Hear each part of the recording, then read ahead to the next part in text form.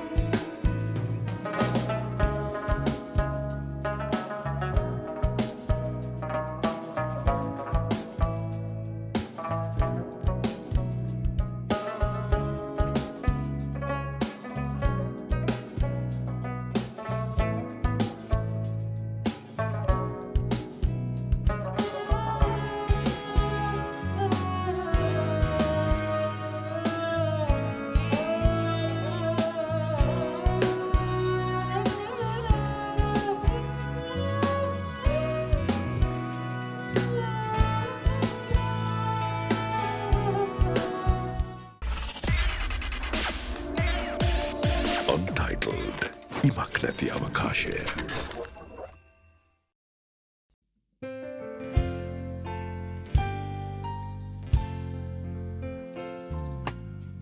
මාහරි උගතා මාහරි ජගතා සිතන මිනිහා මෝඩයකි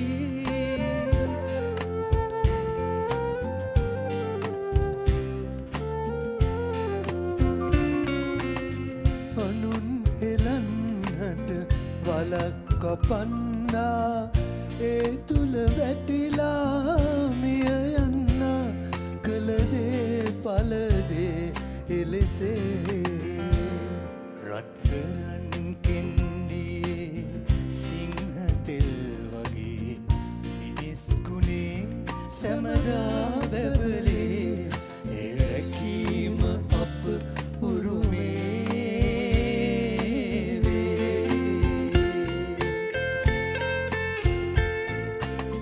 මෝහෙන් මුලා වෙලා මානෙන් උදම් වෙලා තණ්හාව ක්‍රෝධ ද්වේෂ පාරේ මිනිසා කොහෙද මේ මිනිසා කොහෙද මේ මිනිසා කොහෙද මේ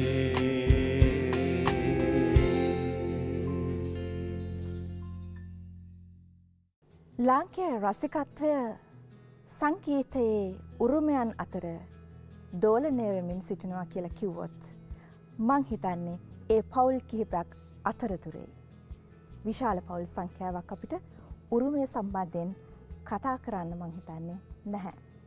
එන් එක් පවුලක් තමයි රත්නායක පවුල.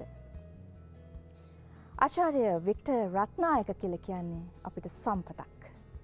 ඒ සම්පත උරුම කොට දුන්න දෙදෙනෙක් අද මගේ දෙපැත්තේ ඉන්නවා. මටත් ආඩම්බරයක් ලෙලුම් මටත් ආඩම්බරයක් ජයන්ත අයියා ජයන්ත රත්නායක ලෙලුම් රත්නායක මං හිතන්නේ ඊට වඩා දෙයක් කියන්න ඕනේ නැහැ නේද? මම වැඩිමල් පැත්තට යන්නන්නේ. ඔව්. ජයන්ත අයියා මොකක්ද උරුමය කියලා කියන්නේ?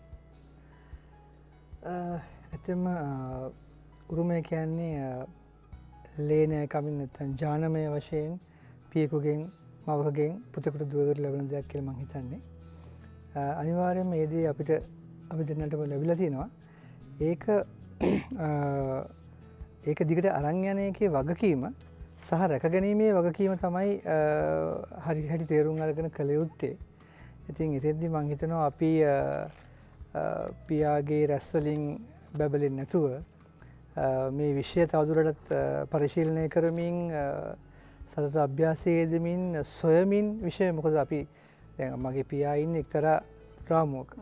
නමුත් අපි ඊට එහා යන්න ඕනේ.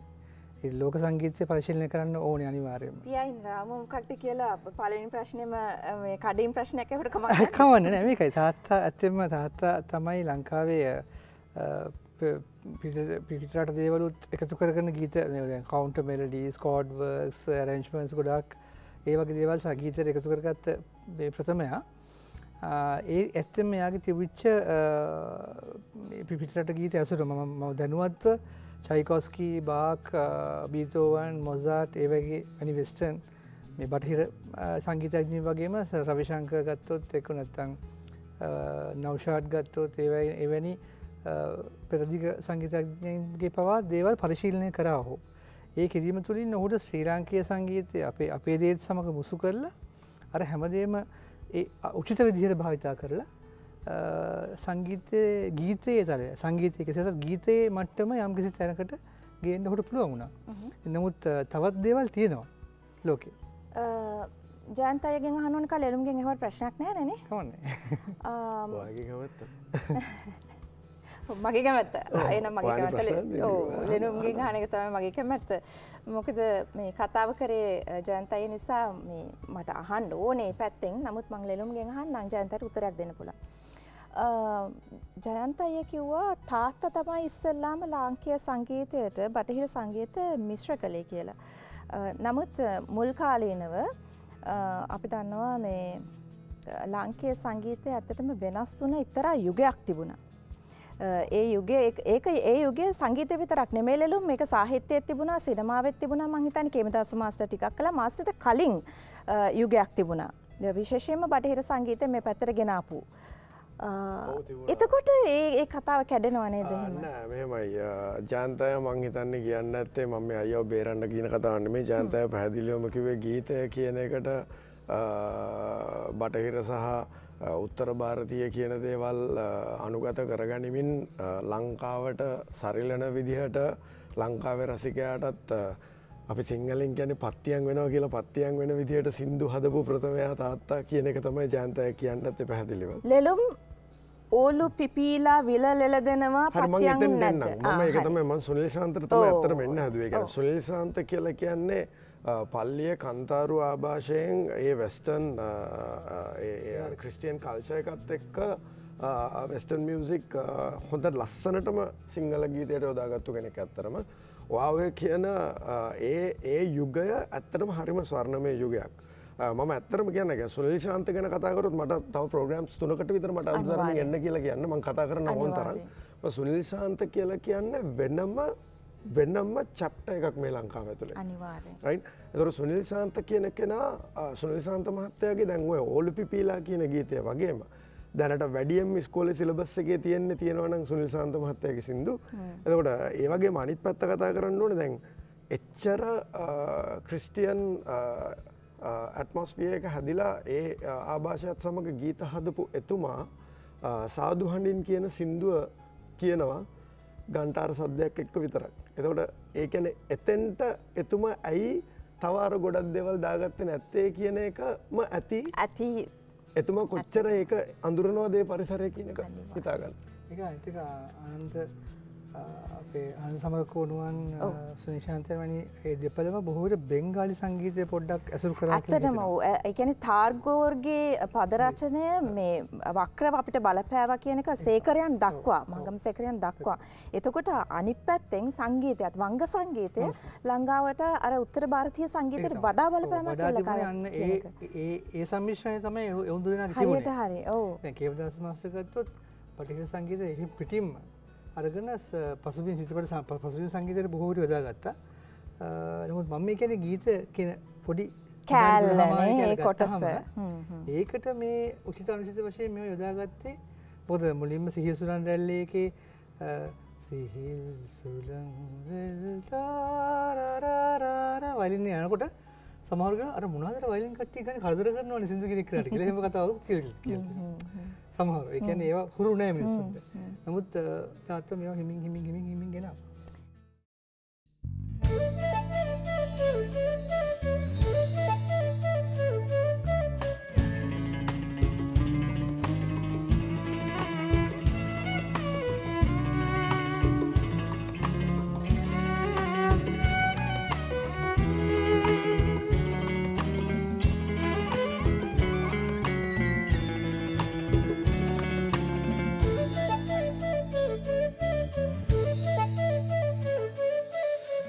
එක කුඩයක් යට ගෑවි නොගෑවි දවසක් හැන්දෑවේ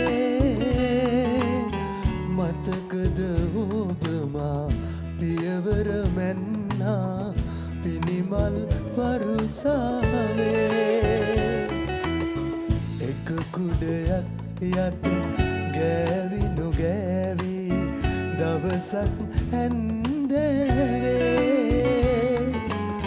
මතකද ඔබමා පියවර මැන්නා පිනිමල් වරුසාවේ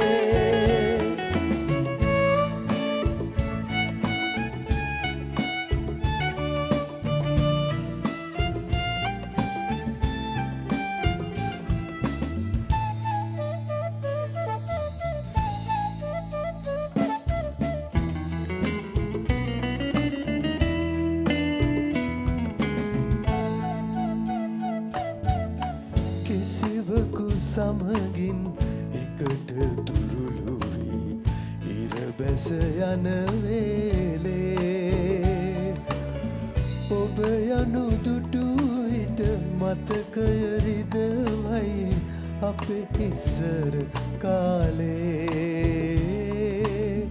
අපේ ඉස්සර කාලේ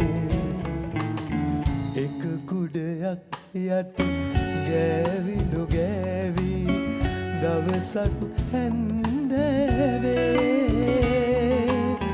මතකද ඔබමා පියවර මැන්නා පිනිමල් වරුසාවේ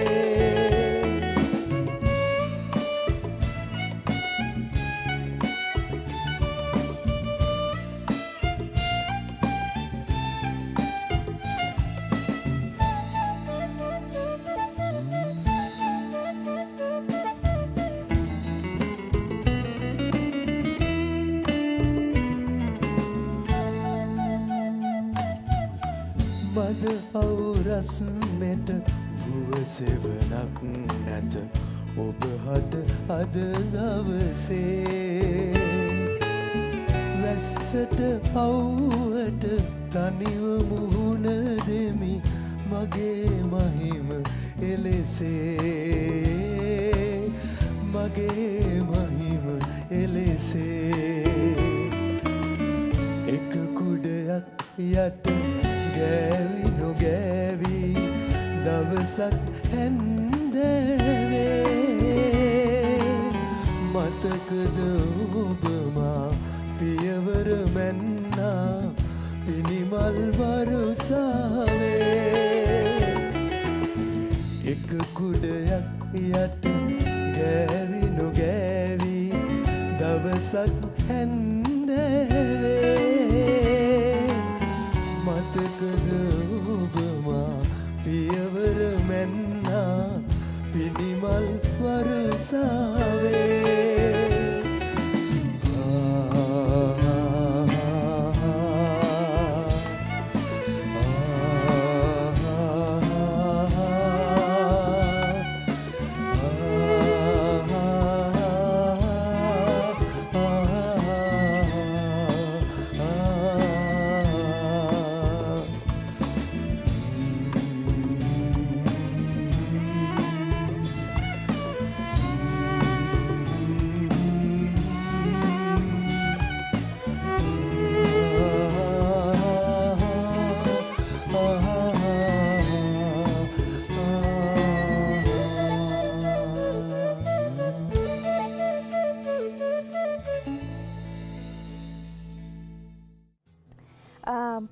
අවුරුදු කීයක් ක්ෂේත්‍රයේ රැඳිලා ඉන්නවද?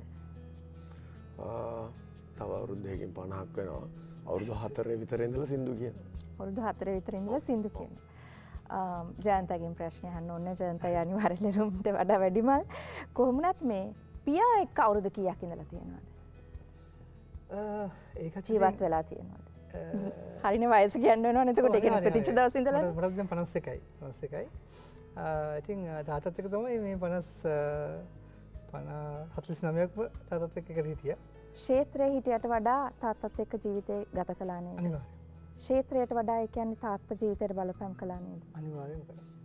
ලෙලුම් අනිවාර්ය ඒ කියන්නේ ඇත්තරම තාත්තා හැටියට වෙනම කතා කරන්න පුළුවන් වික්ටර් රත්නායක හැටියට වෙනම කතා කරන්න පුළුවන් ඒ දෙපැත්තම ඒ කියන්නේ ඒ දෙපැත්තම සර්ව සම්පූර්ණ ඒ කියන්නේ අපිට යුතුයකම් ඉෂ්ට කළ පියෙක් වෙනම ඉන්නවා අපිට ලේවුරුමෙන් ජානමය වශයෙන් සංගීතය දීලා අපිව ඒ පාරේ යවන්න හිටපු වික්ටර් රත්නායකයන් වෙනම ඉන්නවා. ඒ දෙන්න ගැනම කතා කරන්න. මගේ ඊළඟ ප්‍රශ්නේ ඇත්තටම උනේ වික්ටර් රත්නායක ඔබට කවුද කියලා අහන්න ගියම. වික්ටර් රත්නායක ඇත්තටම මම ලංකාවේ දැකපු අතිශය දක්ෂ මට ඒ කියන්නේ මම හැමෝම කතාවට කියන දෙයක් තමයි අමරදේවයන් කියලා කියන්නේ අසම සම ස්ථානයක ඉන්න අමරදේවයන්ට සම කළ හැකි තව කෙනෙක් නෑ. එතුමාව අපි හැමෝම අපි සිංහල සංගීතය මුදුන් මල් කඩ හැටියට අපි වඳිනවා වන්දනීය තත්ත්වයෙන් තියෙනවා. ඊට පස්සේ තමයි අපි අනිත් හැමෝම ගැන කතා කරන්නේ. නමුත් මම එක වෙලාවකදී මට බය නැතුව කියන්න පුළුවන් දෙයක් තමයි මේක මම තාත්තා හින්දා කියනවා නෙමෙයි. මට සමහරක් අවස්ථාවලදී හිතෙනවා අමරදේවයන්ටත් වැඩිය පරීක්ෂණාත්මක සංගීතය අමරදේවයන්ටත් වැඩිය මිනිස්සුන්ට දැනෙන මිනිසුන්ගේ හෘද ස්පන්දනයට දැනෙන ගීත කරපු කෙනෙක් තමයි මම දකින හැටියට වික්ටර් රත්නායක කියන්නේ කියලා. මම අමරදේවයන්ට ඉතාම ආසයි. ඒක වෙන කතාවක්. ඒකට බොහෝ හේතු වුණේ අමරදේවයන් ගොඩක් ඉන්දියානු රාගධාරී සංගීතයේ සුරේම බොහෝ විට හිටපු නිසා ඒවා සාමාන්‍ය ජනතාවට ටිකක් ගෝචර ඒ කියන්නේ දරන්න දැනෙන්න පොඩ්ඩක් කල් යනවා. නමුත් මේ ඉතාමත්ම සරල සංගීතය පැත්තෙන් ගත්තොත් මම හිතන්නේ තාත්තා ඊට වඩා මල්ලි කිව්වා වගේ කිට්ටු ඇති. නමුත් පසු කාලේ වල අමරදේවයන් වෙනත් අයගේ තනු ගායනා කරන්න ගත්තට පස්සේ අරට වඩා මිනිසුන්ට කිට්ටුනා කියලා මට හිතෙනවා. ගීතයට යන්න කලින් කෙටි ප්‍රශ්නයක්. මේක ඇතම් විට කෙනෙකුට හිතෙන්න පුළුවන් ආందోලනාත්මක ප්‍රශ්නයක් වෙන්න පුළුවන් කියලා හිතෙන්න පුළුවන්. සහ මේ ඇසිය නොයුතු ප්‍රශ්නයක් කියලා හිතෙන්න පුළුවන්. නමුත් මම අහනවා. අමරදේව මාස්ටර්ගෙන් පස්සේ එතුමාගේ වියෝවෙන් අනතුරුව කිරුළ හිමි වෙන්න තිබුණේ වික්ටර් රත්නායක මහත්මයාට. නමුත් ඔහුට අහිමි වුණා එක්තරා සිද්ධියක් නිසා කියලා. කිව්වොත් කවුරු හරි. ඒක මම දන්නේ නැහැ. ওই කතාව මට යම් යම් ස්ථානවලින් ඇහිලා තියෙනවා. ඒක මං හිතන්නේ මිනිස්සු ඇත්තම කියනවා නම් සංගීත රසිකයා කියන කෙනෙක්ගේ පෞද්ගලික ජීවිතය ගාව ගන්නේ නැහැ සංගීත රසිකත්වයත් එක්ක. ඒ කියන්නේ සංගීතඥයා කියන කෙනාට ලංකාවේ තමයි අපි හැම වෙලේම කියන්නේ පූර්වාදර්ශයක් විය යුතුයි තමන් ප්‍රසිද්ධ පුද්ගලයෙක් වුණාම කියලා. එහෙම නැතිනම් දේශපාලඥයෝ ඔක්කොම ඊට ඔක්කොටම ඉස්සෙල්ලා පූර්වාදර්ශ විය යුතුයි සමාජයට. එහෙම නැති රටක කලාකාරයෙක් බොහොම රසකාමී පුද්ගලයෙක් එහෙම දෙයක යෙදෙනවා කියන එක මං හිතන්නේ නැහැ. එහෙම කිරුළ අහිමි වෙන්න තරම් ලොකු අවුලක් තියෙනවා කියලා මම නම් දකින්නේ නැහැ. ජයන්තය තරු අත් අකුරින් ලියා තබමි කිව්වහම මොකක්ද මතක් වෙන්නේ? මොන වගේ මතකයක්ද මිහිරි මතකයක්ද තියෙන්නේ? මෙහෙමයි මම ප්‍රේම මේ පෙම් සසුන් ලියලා නැහැ. එහෙම දේවල් කරලා නැහැ. මම එහෙම ඒ දැනීම නැහැ. නෑ මගේ ප්‍රථම ප්‍රේමය මම මල් පරද අරගෙන ප්‍රථම ප්‍රේමයටවත් ලියලා නැද්ද? නෑ එහෙම ලියලා ටෙලිෆෝන් එකකට. ටෙලිෆෝන්. දැන් දෙවඩ හරි ගන්න ටෙලිෆෝන් කෝල් තමයි කරන්නේ. එහෙම කාලයක්. දැන් ඉතින් ලියුම කවන්නේ කාලයක් නෑ නේ ඒකට නේද? අනිවාර්යයෙන්. ඔව්. නැත්නම් ජීවිතෙන් භාගයක් අඳුරේ කියලා අපි විහිළුවට කියන්නේ ඒ වගේ තමයි. ඇත්තම මේ තරුවත් ඔකරින් කියන ගීතය මම දකින ඉතාමත්ම ප්‍රේමාන්විත තාත්තල් කියන ප්‍රේම ගීත මම ලියපු ඒ ගීතය වගේ ශෘංගාරාත්මක ගීතයක් මන් දන්නේ ඒක කියවෙන වදන් ඇහුවාම තේරෙයි ඒක පුදුම ගීතයක්. කියමු දෙන්න. කියමු.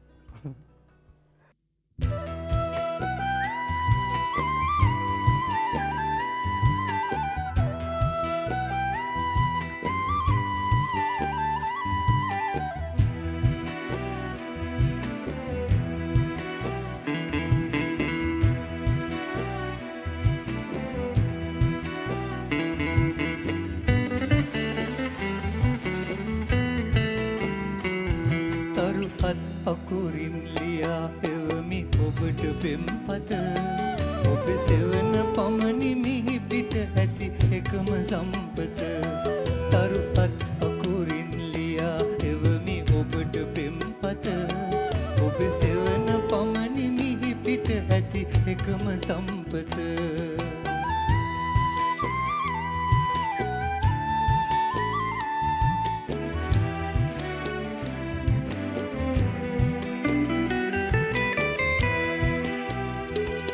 මද පවන මොටද ඔබේ සුවඳ මුසු වී නැත්නම් සඳ කිරණ මොටද ඔබ මගේ තනියට ළඟ නැත්නම්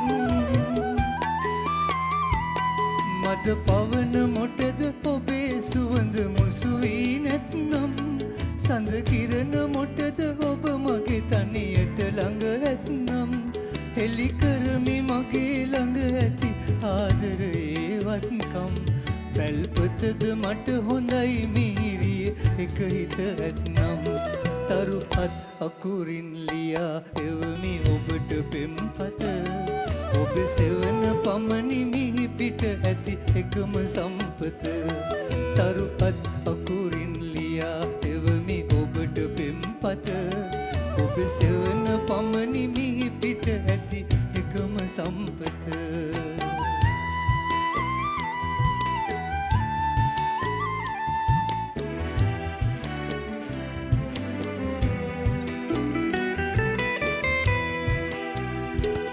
කල් ගෙවා දෙනෙත් නොපියා ඔබ ගැනම පිය කතේ කල්පනා කළ පමණ මට කල්පනාවක් නැතේ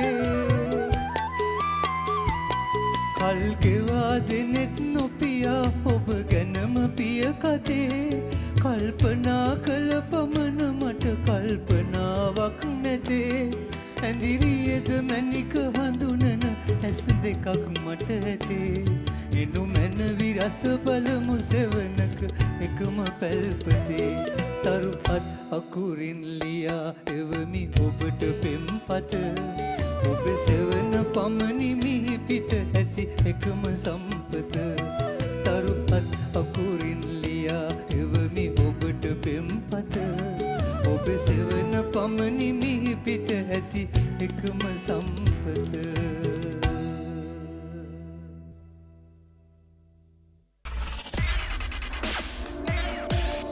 Untitled ඉමක් නැති අවකාශය. හොඳයි අපි නැවතත් අන්ටයිටල් සමගින්න. ඉමක් නැති අවකාශයේදී අද දවසේ කතා බහට මුණ ගැහෙන්නේ ජයන්ත රත්නායක, ලෙලුම් රත්නායක. මම මේ වගේ ප්‍රශ්නයක් අහන එක මම දන්නේ කොච්චර හොඳයිද කියලා. ඇයි ජනප්‍රිය ගායකයෙක් වෙන්න බැරි වුණේ? ඇත්තටම මෙහෙම ජනප්‍රිය ගායකයෙක් වෙන්න ඕනේ කියලා එහෙම දෙයක් ඔළුවේ තාමත් නැහැ. හැබැයි සමහර විට කාලය දීපය දේශය බලනවා වගේ මගේ පියා ගීත ගායනා කරන කාලයේදී තිබුණේ එක ගුවන්විදුලි නාලිකාවයි සහ එහි හසුරුවනයි බොහෝ ඇසූ පිරූ තැන්වල හිටියේ සහ ඔවුන්ගේ අරමුණ වුණේ ජනතාවගේ රසඥතාව දියුණු කිරීම, ඔවුන් දැනුවත් කිරීම මුදල නෙවෙයි. නමුත් අද වෙනකොට බොහෝ නාලිකා 95%ක්ම නාලිකා නෙවෙයි 100%ක්ම වගේ දැන් පේනවා නාලිකාවල අරමුණ මුදල් ඉපීම පමණයි. ඉතින් එතෙන්දී කලාව නෙවෙයි ඉල්ලුමට සැපයුම වගේ දේවල් තමයි දෙන්නේ. ඉතින් එතකොට එතෙන්දී අපි අතරමං වෙනවා අනිවාර්යයෙන්. මොකද මම හරසුන් නිර්මාණ ඉදිරිපත් කරන්නේ මොන ඉල්ලුම ආවත් මම ඒව කරන්නේ. ඉතින් ඒ හින්දා අපි අපේ හිතට එකඟව කරන නිර්මාණ නාලිකාවල ගියේ නැහැ කියලා එහෙම තරහකුත් නැහැ. ඉතින් කරන්න දෙයක් නැහැ. ඒ කාලේ හැටියට අපිත් හැදෙන්න ඕනේ. හැබැයි නිර්මාණ කරලා අපි අහගෙන ඉන්නවා ගෙවල් වලට. මම දන්නේ ජයන්ත අයියා මේ මම අහන්න ඉන්න ප්‍රශ්නේ ඒ විදිහටම ඒ වචන වලින්ම උත්තර දෙන්නේ කොහොමද කියලා ලෙලුම් මම ඇත්තටම හිටියේ මේ පස්මහ බැලුම් බලලා ගායකයෙක් වෙන්න බෑ. ඉතින් නමුත් මේ ඇත්තටම මම මේ සීරියස්ලි මම ලියාගෙන හිටියා ඒ විදිහටම ප්‍රශ්නේ. පස්මහ බැලුම් බලලා ගායකයෙක් වෙන්න බෑනේ. නමුත් ඉතින් මට මේ ප්‍රශ්නේ අහන්න සිද්ධ වෙනවා නේද? ඉතින් එහෙම ප්‍රශ්නයක් ඔව්. මෙහෙම එකක් ඇහුවොත් ලෙලුම් රසිකත්වයේ යම් වෙනසක් ඔබ දෙපළ ගායකයින් වීම වැළැක්වුවා කියලා කිව්වොත් තාත්තලාගේ කාලේ හොඳ රසිකත්වයක් තිබුණා. ඕන්න ඔය කියන ගීත, ඔය ලස්සන ප්‍රේම ගීත සහ ඒගොල්ලන්ට ආස කරන සහ එහෙම ගීත ඉදිරිපත් කරාම රසිකය වළඳගත්තා. නමුත් ඔබ ඒක අද කළොත් සමහරක් වෙලාවට ඒ රසිකත්වය අද නැති වෙන්න පුළුවන්. ඒකට රසිකයෝ ඉන්නවා සහ ඒකට ලොකු හේතුවක් තියෙනවා. ශ්‍රී ලංකාව කියන රටේ සමාජ හා ආර්ථික ව්‍යුහය දේශපාලනමය ව්‍යුහය වෙනස්වීම පළවෙනි කාරණාව. එතකොට දේශපාලඥයන්ට ඕන විදිහට මේ රටේ අධ්‍යාපන විෂය නිර්දේශ වෙනස් කිරීම කාරණාව. කාරණා ගොඩක් තියෙනවා. ඒ කියන්නේ මේ රටේ පාලන තාන්ත්‍රිකව, දේශපාලනාත්මකව, සමාජීය ආර්ථිකමය වශයෙන් මේ රටේ සිද්ධ වෙච්ච වෙනස. ඒ කියන්නේ අද වෙනකොට මිනිස්සු පාරේ යන්න දන්නේ නැහැ. හතර පොයට සිල් ගන්නවා නිවන් යන්න. හැබැයි පාරේ යන්න දන්නේ නැහැ. හරි පාරේ යන්න දන්නේ නැති හේතුව මොකද? පාරේ යන්න උගන්වන්නේ නැහැ. අපිට පාරේ යන්න ඉගන්නුවා. අපිට කිව්වා දකුණෙන් යන්නේ හේතුව ඇයි කියලාත් කිව්වා. අපිට කිව්වා දකුණ බල්ලා වම් බල්ලා ආයි දකුණ බල්ලා පයින්න කියලා. හරි. අද කොහෙවත් බලන්න නැතුනේ මිනිස්සු පයින්නේ. හරි. ඉතින් මම කියන්නේ ඒකයි. මිනිස්සුන්ට ජීවත් වෙන විදිහ උගන්වන්න ඕනේ. ජීවත් වෙන විදිහ අපිට උගන්වපු හින්දා තමයි අපි හොඳින් ජීවත් වෙන්නේ සහ අපේ රස ගොඩනගන්නේ. දැන් වෙලා තියෙන්නේ මිනිස්සු ඊළඟ රුපියල මම කොහොමද හොයාගන්නේ කියන ඒ සමාජ ප්‍රශ්නය උඩ තමයි මිනිස්සු හැමදේම කරන්නේ. එතකොට වෙලා තියෙන්නේ මිනිස්සුන්ට සින්දු මොනාද කියලා හොයලා අහන්න වෙලාවක් නැහැ. මිනිස්සු ඒක බලන්නෙත් ෆෝන් එක අතර ගත්ත YouTube එකේ ට්‍රෙන්ඩින් අම්මට ඉතින් මෙන්න මාර කැල්ලක් තියෙනවා පිස්සු හැදෙනවා මෙහෙමයි. දැන් මොනවද වෙන්නේ? දැන් වෙන්නේ ට්‍රෙන්ඩින් වීඩියෝස් වලට වැඩිම views තියෙනවා. ඒ වැනුත් හම්බ කරනවා. ඒකේ මොනවද තියෙන්නේ? ඒකේ හරය මොකද්ද? මේක මන් තව කෙනෙක්ට යවන්න ඕනද? මේ ලින්ක් එක මන් තව කෙනෙක්ට යවනවද නැද්ද කියන එක කල්පනා කරන්න තරම්වත් මිනිස්සුන්ට මොලයක් නැහැ. ඒ කියන්නේ මොලේ පාවිච්චි කරන්නේ නැහැ. මොලේ පාවිච්චි කරන්න වෙලාවක් නැහැ. ඇයි? සල්ලි හම්බ කරන්න හදන්නේ. ඒකයි වැඩේ. පාරට බහලා බලන්න හැමෝම යන්න නෙවෙයිද හදන්නේ කියලා. කවුද ඉඩ දෙන්නේ කාට හරි? හරි. මිනිස්සුන්ට ඕනෙත් යන්න, වාහන වලට ඕනෙත් යන්න, හැමෝටම යන්න විතරයි ඕනේ. කොහෙද යන්නේ කියලා දන්නේ නැහැ. කොහෙද යන්නේ කියලා දන්නේ නැහැ. ඉතින් ඒකයි වැඩේ. ඉතින් මේ ගමන ගියාම මේ රටට ලොකු සතක් වෙනවා වගේ වගේ යන්නේ නේ. ඒක තමයි ලොකු වැඩක් කරන්න වගේ යන්නේ. ඇත්තටම රසිකත්වය ජයන්ත අයියා ඔබ කොහොම කිව්වත් මම කියනවා රසිකත්වය වෙනස් වෙලා කියලා. මොකද ලෙලුම් කියපු කාරණා ටික එක සමාජ දේශපාලන කතාවක්. ඒ කියන්නේ පරිකල්පනය නිර්මාණය වෙන්නේ අධ්‍යාපනයෙන් සහ කියවීමෙන්. කියවීමට වෙලාවක් නැත්නම් පරිකල්පනය මම හිතන්නේ නැහැ නිර්මාණය වෙයි කියලා. පරිකල්පනයක් නැති මිනිස්සෙක් කොහොමද රසඥතාවය වර්ධනය කරගන්නේ? අද ඉන්න අපේ වයසේ දෙමව්පියෝ ගත්තාම බොහෝ විට ඔවුන්ගේ ළමයි අහන්නේ මොනවද බලන්නේ මොනවද කියලා උන් හොයලා බලන්නෙත් නැහැනේ. ඉතින් ඒවා විශ්ලේෂණය කළා පුතේ මෙන්න මේවයි හරි කලා නිර්මාණ මෙන්න මේවයි හරි දේවල් කියලා කියන්න වෙලාවකුත් නැහැ. අර කිව්වාගේ සල්ලි හොයන පස්සේ අනිහින්ද දෙන්නම. ඉතින් ඒක ඉතින් ඇත්තෙම රටක අභාග්‍ය තමයි. ඇත්තෙම අපිට පුළුවන් තාමත් මේක හදන්න. ඒක ටිකක් ජයන්තය පුළුවන් කියන විශ්වාසය ඉන්නවා. අනිවාර්යෙන් පුළුවන්. ටිකක් මොකද මම දැන් අපි දැන් ඔය මම බොහෝ විට මංගල සාද එක උත්සව සංගීතවත් කරද්දී ඒ මම කියන ගීත වලට ඇවිල්ලා වා කියන්නේ මනමාල ජෝඩුවට වඩා මාත් එක පින්තූර ගන්නවා මිනිස්සු. ඒ කියන්නේ එහෙම තමයි මනමාලයා. ඔව් ඒ කියන්නේ මිනිස්සු ආසයි ඇවිල්ලා කියලා අනේ අපිට මේ ලස්සන සින්දු ටිකක් අහන්න අවස්ථාව ලබා දුන්නාට පින් කියලා. ඒ කියන්නේ මොකද අනිත් බොහෝ තැන් වලට ගියාම කනක් ඇහිල්ලේ නැහනේ. දැන් සංගීත කණ්ඩායම හිතනවා ඒගොල්ලන් බලන්න තමයි වෙඩිනේට එන්නේ කියලා. වෙඩිනේට එන්නේ ඒගොල්ලන් බලන්නේ නෙවෙයිනේ. ඉතින් නමුත් අපි කරන්නේ අර බොහොම ඒගොල්ලන්ට දෙගොල්ල අතර කතා කරන්න වොලියුම් එක තියාගෙන බොහොම සොෆ්ට් මේ මියුසික් අර ලස්සන සින්දු කියනවා. එතකොට ඒ රසිකයෝ ඉන්නවා කියන එක මම ඒකයි කියන්නේ. ඒ කියන්නේ හොඳ දෙයක් දුන්නොත් රසිකයෝ වැළඳ ගන්න ඉන්නවා. නමුත් හොඳ දේවල් ප්‍රචාරය කරන්න මාධ්‍ය සූදානම් නැහැ. ලෙලුම්ගේ ගීතයට තමයි අපි යන්න සූදානම් වෙලා ඉන්නේ. මම දන්නේ ලෙලුම්යි yesterday වගේ ගීතයක් තෝරගත්තේ කියලා. අපි ගීතය අහමුද? අහලා කතා කරමු නේ. අහලා කතා කරමු.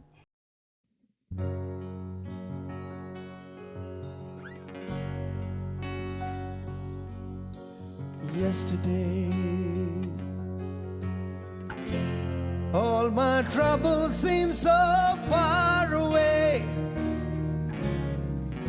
but now it looks as though they're here to stay.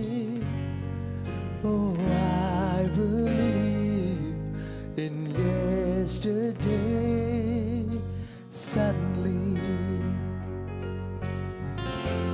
I'm not half the man I used to be. There's a shadow hanging over me. Oh, yesterday came suddenly. Why she had to go, I don't know. She wouldn't say. I said something wrong. Now I long for yesterday.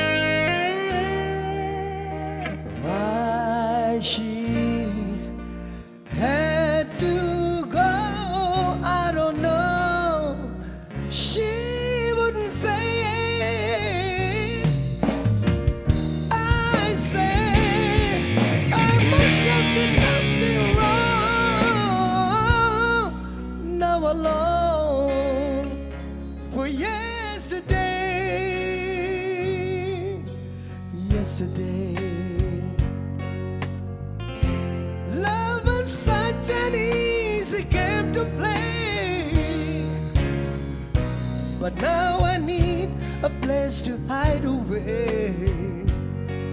Oh, I believe in yesterday. I believe in yesterday. I believe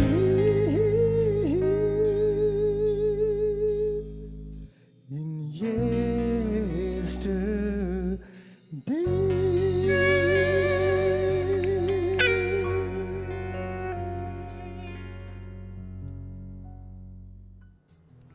නැවතත් අන්ටයිටල් සමගින්න.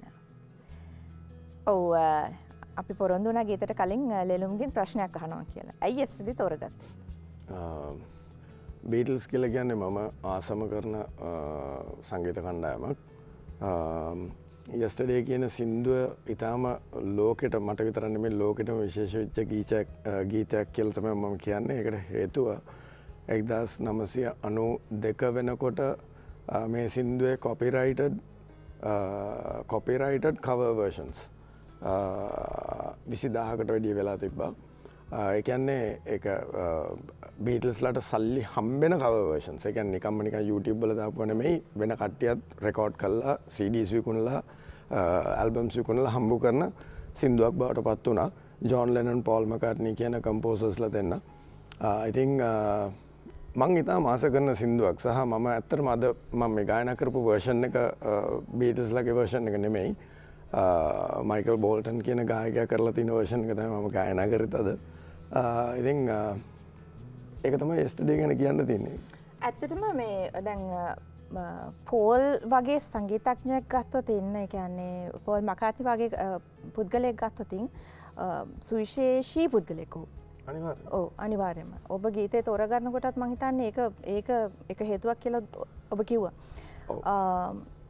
සංගීතඥයෙක් වෙන්න මේ වගේ පුද්ගලයන් බලපෑවද? ඇයි මේ තාත්තගේ කරිස්මා එකක් තියෙද්දි ඒ කියන්නේ තාත්තා සුපර් ක්‍රට ගායකයෙක් නේ ලංකාවේ. මට ඒක හරිම ප්‍රශ්නයක්. මම මේ ලෙලුම්ගෙන තහන්න ඕනේ ජයන්තයගෙන් මම මේ ප්‍රශ්නය ඇහුවා.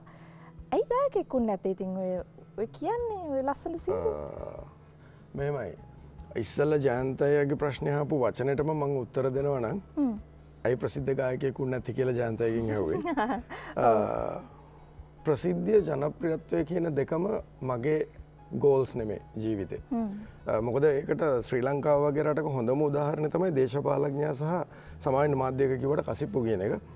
දේශපාලඥයා ප්‍රසිද්ධයි ජනප්‍රිය නැහැ. හැබැයි කසිප්පු ජනප්‍රියයි හොඳ නැහැ.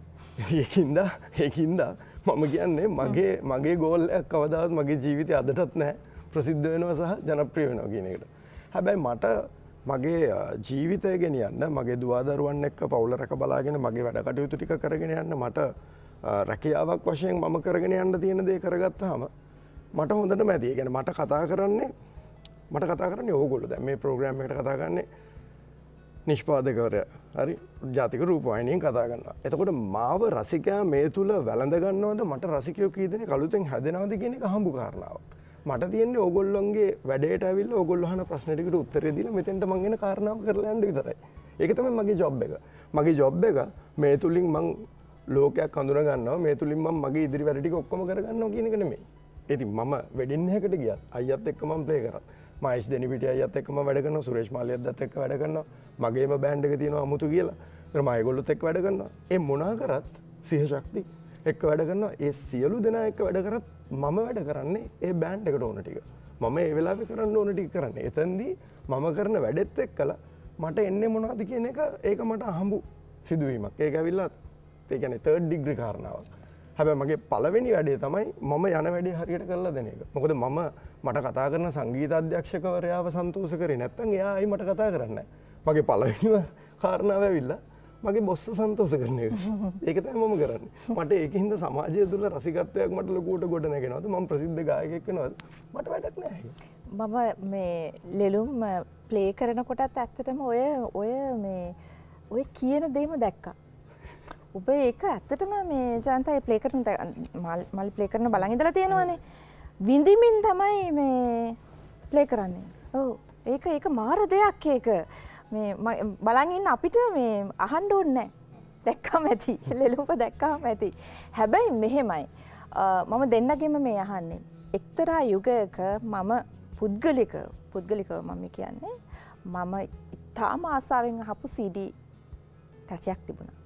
ඒකෙ තිබුණේ ඒ තිබුණේ ඔය දෙන්නගේ හඬ වෙන මොකුත් නෙමෙයි. තාත්තගේ හඬ නෙමෙයි.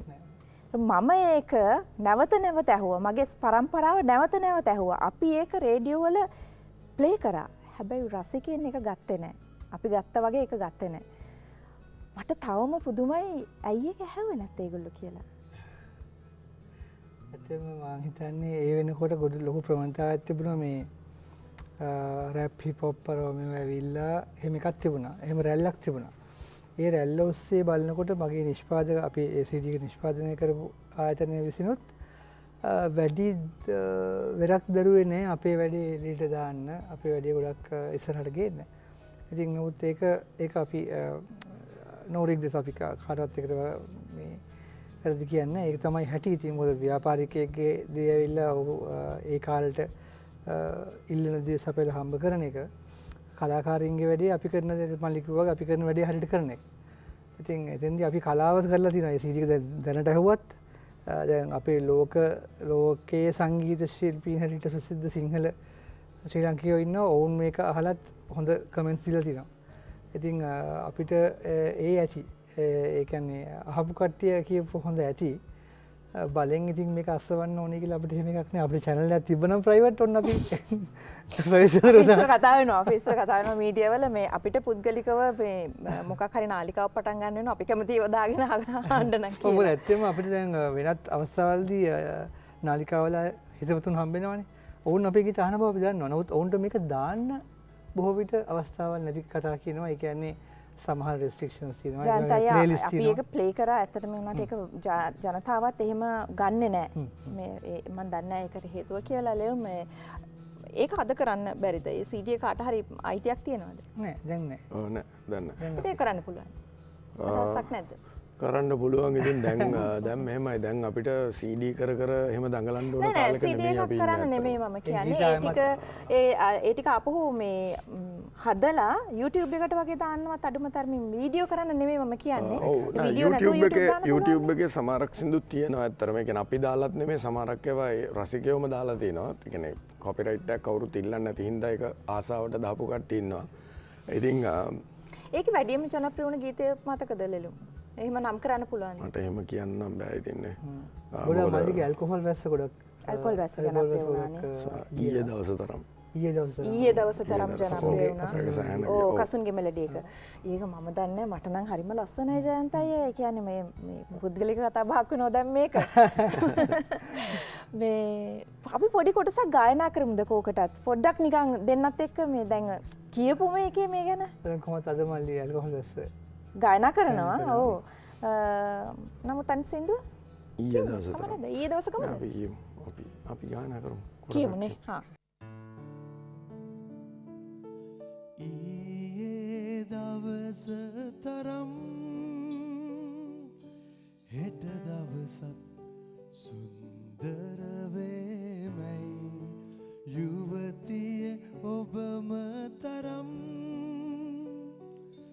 හැඟුමන් දුන් මනකල් කෙනෙකු නොවෙයි මිහි පිට නම්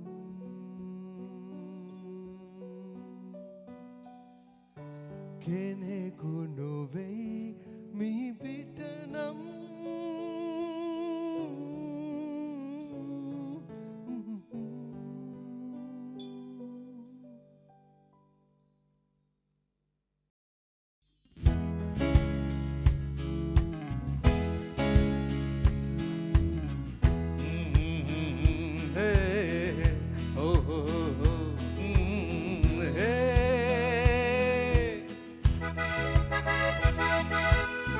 Meet the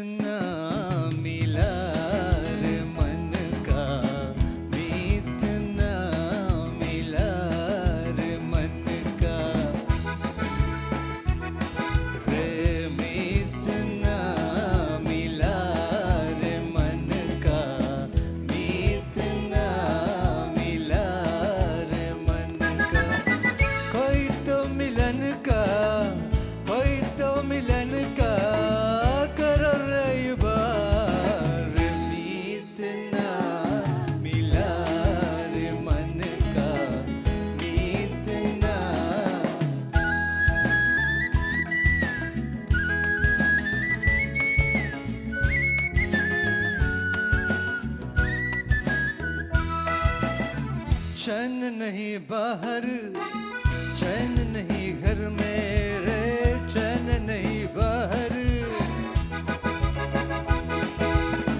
चैन नहीं बाहर चैन नहीं घर में मन मेरा घर दी पर और कभी अंबर में उसको ढूंढा हर नगर में हर डगर में गली गली देखा नए नए उठा रे मीत ना मिला रे मन का मीत ना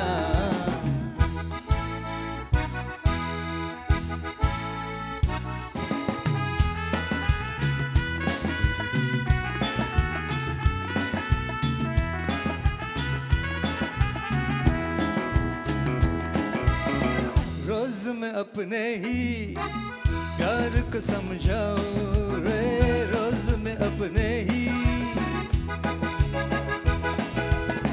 रोज मैं अपने ही प्यार को समझाऊं वो नहीं आएगा मान नहीं पाऊं शाम ही से प्रेम की पक मैं जलाऊं फिर वही दीपक बुझाए रे मीत ना मिला रे मन का मीत ना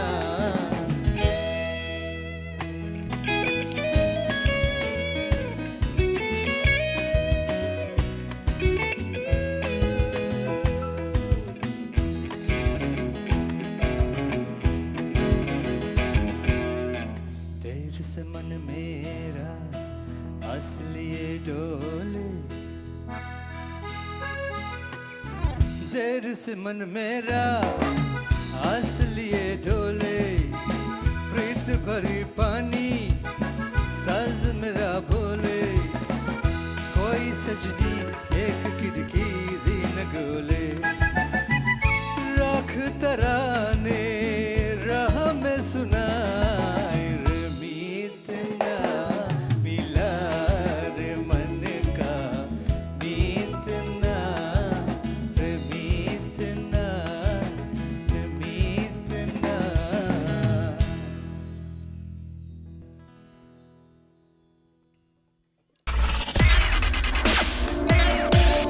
Untitled ඉමක් නැති අවකාශය නැවතත් අන්ටයිටල් සමගින් ඔබ දන්නවා අද කවුද ඇවිල්ලා ඉන්නේ කියලා මොන වගේ කතා බහක්ද යන්නේ කියලා ජයන්ත අයියා මේ ඉන්දියානු සංගීතය සහ වංග සංගීතය අපිට සෑහෙන බලපාලා තියෙනවා අපි ඇහැවෙත් ඔබේ හින්දි ගීතයක් දැන් හින්දි ගීතය ගායනා කරනකොට ලාංකීය ගීතයකට වඩා සිංහල ගීතයකට වඩා වෙනසක් ඔබට දැනෙනවද ඒ කියන්නේ අහනකොට අපිට වෙනසක් තේරෙනවා ගායනකොට එහෙම තියෙනවද අනිවාර්යයෙන් තියෙන්න ඕනේ මොකද අපි දැන් ඒක සිංහලෙන් ලියාගෙන සිංහලෙන් සිංහල අකුරු ටික උච්චාරණය කළා හරියන්නේ නැහැ. ඒක අපි උච්චාරණය කරද්දී පොඩි පොඩි ඉසෙඩ් අකුරු සම්බන්ධ කරන එතකොට කයන්න මහ ප්‍රාණ කයන සම්බන්ධ කරන ඒ වගේ විශේෂ ඒ දේවල් බොහොම ප්‍රවේශමෙන් කරන්න නැත්නම් ඒ වචන වැරදි වෙනවා. අනිත් එක තමයි මේ අභිමාන කියන චිත්‍රපටය මේ ඊයේ පෙරේදා එක්තරා නාලිකාවක මේ විකාශනය වෙද්දී චිත්‍රපටයක් හැටියට මම මේක අඬ බැලුවේ චිත්‍රපටේ කතාවකින්ද නෙවෙයි. මෙවැනි සංගීත නිර්මාණ කෙනෙකුට පහළ වෙනවද කියන එක. මට අන්නේ උත්තරේ තමයි ගන්න ඕනේ. මොකද මම විශ්වාස කරනවා ජයන්ත අයියා ඇත්තට මේගොල්ලෝ රාවණාගේ ඒ.ආර්. රහමාන් මට මතකයි වතාවක මට ගීතය හරියට මතක නැහැ. වතාවක කිව්වා රාවණාගේ වැලපිල්ල යොදාගත්ත කියලා. ලියපු කෙනා ඉම්තියාස් අලි හරි කවුරු හරි ලියපු කෙනා කියලා තිබුණා. මට මතක නැහැ හරියටම නම අතයාගේ. ඔහු රෝමියෝ ජුලියට් ඒ ප්‍රේමය ආශ්‍රයෙන් තමයි ඒක ගොඩ නැගුවේ කියලා. එතකොට දැන් මේගොල්ලෝ ආශ්‍රය කරගන්න දේවල් මේ කමර්ෂල් මූවීස් වල සින්දු වලට ගීතවලට ඒගොල්ලෝ ආශ්‍රය කරගන්න දේවල් අපිට හිතා ගන්නත්. අපි කමර්ෂල් මූවී එකක් හරි සින්දුවක් හරි කිව්වොත් ඉතින් අර දන්නවනේ කියන්න ඕනේ නැහැ නේ. ඔව් මේ ඒ ඇයි ඒක එහෙම වෙන්නේ කියන එක හරි ප්‍රශ්නයක්. ඒ ඇත්තම මම හිතන්නේ ඔවුන් හැම විටම ඔවුන්ගේ රට එකට දාලා තමයි වැඩ කරන්නේ. ඒ කියන්නේ ඉන්දියානු කියන එක අන්තිමට කියනවා. කොතනදී හරි ඔවුන්ගේ ඒ අනන්තතාවය කියනවා. ලෝකෙ වටේම ගිහලා ඔක්කොම එකතු කරගෙන කොහේ ආවත් අන්තිමට කොඩිය කියනවනේ. කොටිය කියනවනේ. ඒ වගේ තමයි. ඒක ඇමරිකාවත් කළානේ ඉතින්. ඒකනේ ඒ හැඟීම උන්ට මුලින් ඉඳලා දීලා තියෙනවා. නමුත් අපි ඉන්ටර්නැෂනල් වෙන්න හදන්නේ අපි පරදේශක්කාරීන්ගේ කොපි කරලා. අපි රැප් හිප් හොප් කියලා අපි ඉන්ටර්නැෂනල් වෙන්න හදනවා. ඒක කවදාවත් කරන්න බෑ. හැබැයි ලෙලුම් ඉලයරාජා වගේ ගත්තොත් ඉතින් මං හිතන්නේ අර දැන් ඔයාලා කලින් කතා කරපු දේවල් ඉලයරාජා එහි මියුසික් වලට කරා. ඔව් ඉලේරාජට ඉස්සල්ලා ඇතරම ගැන එස් විශ්වනාදන්ව ගත්තමත් ඇත්තරම හට ගනන්වල 50 ගණන්වල ජෑස් ටියුන්ස් වලින් ගොඩාක් ඉන්ස්පයර් කරපු දේවල් තියෙනවා. හැබැයි ඒගොල්ලෝ කොපි කරේ නෑ. ඒගොල්ලෝ ඉන්ස්පයර් වුණා කියන එක හොඳටම දැනෙනවා. ඒගොල්ලෝ ඒ කියන්නේ කුට්ටිය පිටින් කොපි කරලා ෆිල්ම් එකකට තමන්ගේ ඉංග්‍රීසි කෑලි සින්දු වල කෑලි දාලා නෑ. ඒක හොඳටම කරලා තියෙනවා එම්.එස්. විශ්වනාදන්. ඇත්තටම මම කියනවා ඉලේරාජා තමයි රහුමාන්ව බිහි කරන්න ඒ ටර්නෝවර් එක ගන්න ඉලේරාජා. ඉලේරාජා කියලා කියන්නේ ඉන්දියාවේ බිහි වෙච්ච අතිශය සුන්දරම දකුණු ඉන්දියාවේ බිහි වෙච්ච හොඳම මියුසිෂියන් කියලා මම බය නැතුව කියනවා ඉලේරාජා කියලා කියන්නේ. ඒ කියන්නේ මම ඇත්තටම දැන් ජයන්ත අයියා හින්දි සින්දුව ගැන කතා කරා. මම ඇත්තටම හින්දි සින්දු වලට වැඩිය දෙමළ සින්දු අහන කෙනෙක්. මොකද මම ඇත්තටම හැම වෙලෙම කියන දෙයක් තමයි අයි අපිට ශ්‍රී ලංකාවේ භාවිත වෙන භාෂාවක ගීත අහන්න බැරි. අයි අපි උතුරු ඉන්දියාවෙන් තමයි අපිට හොඳම දේ ඇවිල්ලා තියෙන්නේ බුද්ධ ආගම. නමුත් දක්ෂිණ භාරතීය සංගීතය උත්තර භාරතීය සංගීතයට වඩා ගොඩක් ඇඩ්වාන්ස්. මම ඒකත් බය නැතුව කියනවා. දකුණු ඉන්දියාව ඒ කියන්නේ දකුණු ඉන්දියානු ගීත මට මාර පුදුම රහක් ගෙනල්ලා දෙනවා. ඒ කියන්නේ ගොඩාක් වෙලාවට මම තාත්තගෙනුත් අහලා තිනවා. තාත්තා කියනවා පුතේ මමත් හරි ආසයි. මම දෙමළ සින්දු නොහන්න හේතුව භාෂාවේ තියෙන කර්කශ බව නිසා අහන් ඉන්න බැරි මිසක් අර හින්දි වචන එහෙම ලස්සනයිනේ. ඉතින් ඒක හින්දා මිසක් නැත්තම් ඇත්තටම ඔයා කියන කතාවේ ඇත්තක් තියෙන බව මගේ තාත්තා හිටන් මට කියලා තියෙනවා. ඉතින් ඇත්තටම එයා අහන්නෙත් නැත්තේ අර භාෂාව අහන් ඉන්න බැරි කම උඩ මිස නැත්තම් සංගීතය කියන්නේ වෙනත් තැනක තියෙන දෙයක් කියලා. අනිවාර්යයෙන් ඉලයරාජා මං හිතන්නේ ලෝකයේ හොඳම ගීත 15න් එකක් නිර්මාණය කරපු රක්කම්මා කියන ගීතය ඔහුගේ හොඳම ගීත 15න් එකක් විදියට තියෙනවා තාම. ලෝකයේ හොඳම ගීත 15න් එකක් විදියට තියෙනවා සහ හොඳම සංගීතඥයින් 25 දෙනා අතරේ ඔහු ඉන්නවා. ඉතින් මං හිතන්නේ ඕක ගැන කතා කරන අපිත් අඩුයි. අපිත් කතා කළ යුතුයි කියලා විශ්වාස කරනවා. කර්ණාටක සංගීතය වගේම මේ බටහිර සංගීතය එකසේම තඹුලක්සේ දැනගෙන හිටපු කෙනෙක්. ලෙලුම් අපේ ඉතින් දන්නවනේ අපි සමහර වචන වලට කලබල වෙනවා. ඒ වචන පිටුපස තියෙන අදහස ගැන හිතන්නේ නැහැ. ඒ කියන්නේ විශාල අදහසක් ගොනු කරගන්නේ නැහැ. එක පාට වචන කියපු ගමන් කලබල වෙනවා. ඒ කියන්නේ සමහර වෙලාවට අර ඇල්කොහොල් වැස්ස කියපු ගමන් කලබල වෙන්න ඉඩ තිබ්බා කියලා හිතුණා. හැබැයි මං හිතන්නේ ගීතය හොවට පස්සේ ඒක නැති වෙන්නේ නැති. මමත් හිතනවා එහෙම නැති වුණා නම් හොඳයි කියලා. මොකද හේතුව අතරම කියනවා ඔයා ඔය ලස්සන වචනයක් කිව්වේ. ඒ කියන්නේ ලස්සන කතාවක් කිව්වේ. ඒ කියන්නේ වචන වලට විතරක් නෙමෙයි. අතරම කියනවා අපේ මිනිස්සු ගොඩක් වෙලාවට මේ tone of voice කියන එකත් එක්ක පොඩි තරහක් තියෙනවා. ඒ කියන්නේ කියන අරවා කිව්වා වගේ කාරණා ටික නෙමෙයි ගන්නේ කතා කරපු විදිය රිද්මය වයනය ඕවා තමයි බලන්නේ. සහ අනිත් එක ඉතින් අපි අදහස ප්‍රකාශ කරනකොට ඒ අදහස ගන්න කෙනාගේ වපසරිය අනුවනේ ඒක ගන්නෙත්. මේක තියෙනවා. නානාර්ථකාරී. අන්න හරි ජයන්තයි. අන්න එක. එහෙමද? තාත්තා මොනවා කිය වෙලාවල් දෙක කියන්නේ? ඔව් කියලා ඒ කියන්නේ තම නන පමණින් කියන එකද? ඇත්තටම නන පමණින් කියන්න දෛවය කියන්නේ මොකක්ද? දෛවය කියන්නේ අපි ගෙනාපු යම් කිසි දෙයක් තියෙනවා. අපි කරපු කර්ම ශක්තිය අනුව වෙන දේවල් දෛවය කියලා කියනවා. හැබැයි දෛවයට ඉඩ දෙන්න හොඳ නැහැ කියලා මං හිතනවා. අපි දෛවය මොකක්ද තියෙනවද ඇත්තටම? ඇත්තම නෑ නේද? බැලුවාම එහෙම එකක් නෑ. මොකද අපිට ඒකට අභිභව අනිවාර්යෙන් නෑ. ඒ කියන්නේ ඔය කර්ම ශක්තිය කියන එකට අපිට ඉතිහාය යන්න පුළුවන්. අපි හිතේ ශක්තිය කරනවා මේ වෙලාවේ නේ ජීවිතෙන් ඔප්පු කරනවා. ජීවිතය කියන්නේ මොකක්ද ලෙලු?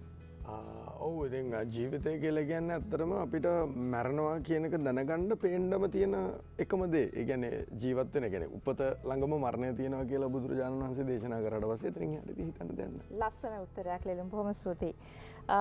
අත්හැරීම් කියන්නේ මොනවද ජයන්ත අයියා?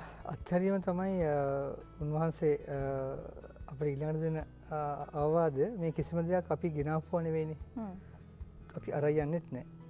එහෙනම් මේ ඇවිල්ලා తాවකාලික නවතනක අපිට හම්බෙන දේවල් බැඳීම් කියලා කියයි අපි යම් යම් නෑදෑකම් සම්බන්ධකම් ඔක්කොම බැඳීම් කියලා කියයි. නමුත් ඔය හැමදේම తాවකාලිකයි. ඒ හින්දා මේ හැමදේම අත්හැරලා අල්පේච්ඡතාවය කියන තැනට එන්න පුළුවන් නම් මං හිතනවා අපේ ජීවිතෙ ඊට වඩා අර්ථවත් වෙයි කියලා.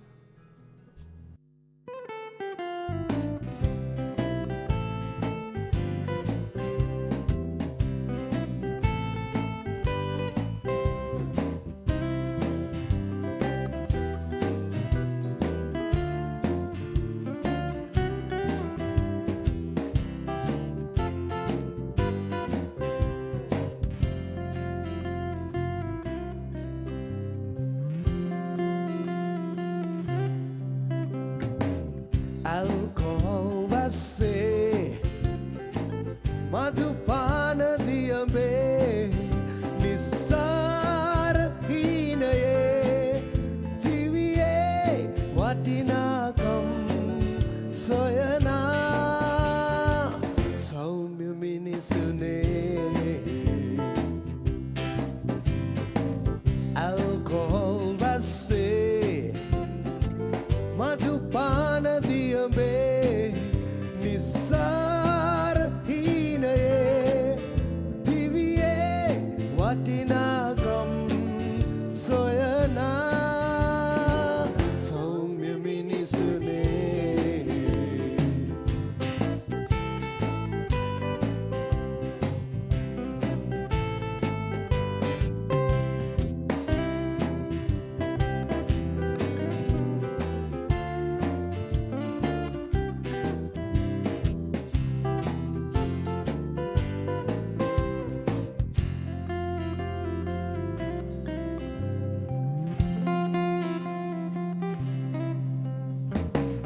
විදුලිමිනි දියවෙන අන්ධකාරයේ කාලය අස්වැසුම් ලන මොහොතක් නැති විශ්වයේ වදන් අතර සැඟවුණ ගැඹුර සොයනා සෞම්‍ය මිනිසුනේ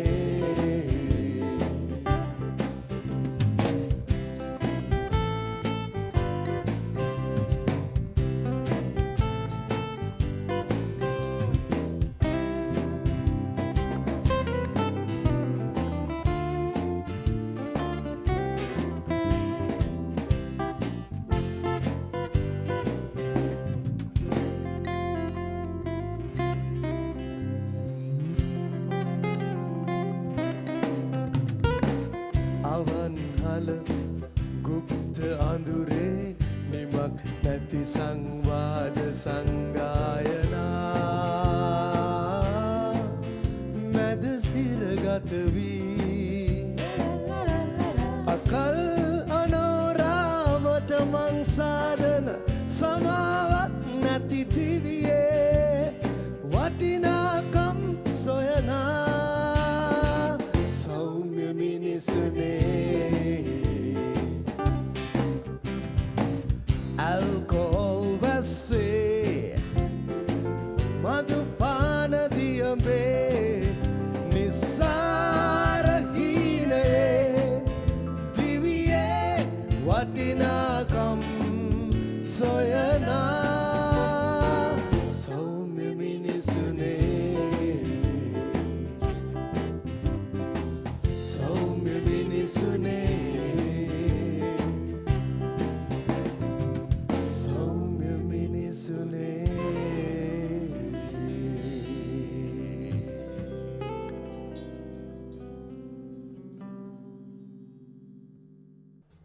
ඔබ අන්ටයිටල් සමගින් ලෙලුම් රත්නායක ඒ වගේම ජයන්ත රත්නායක.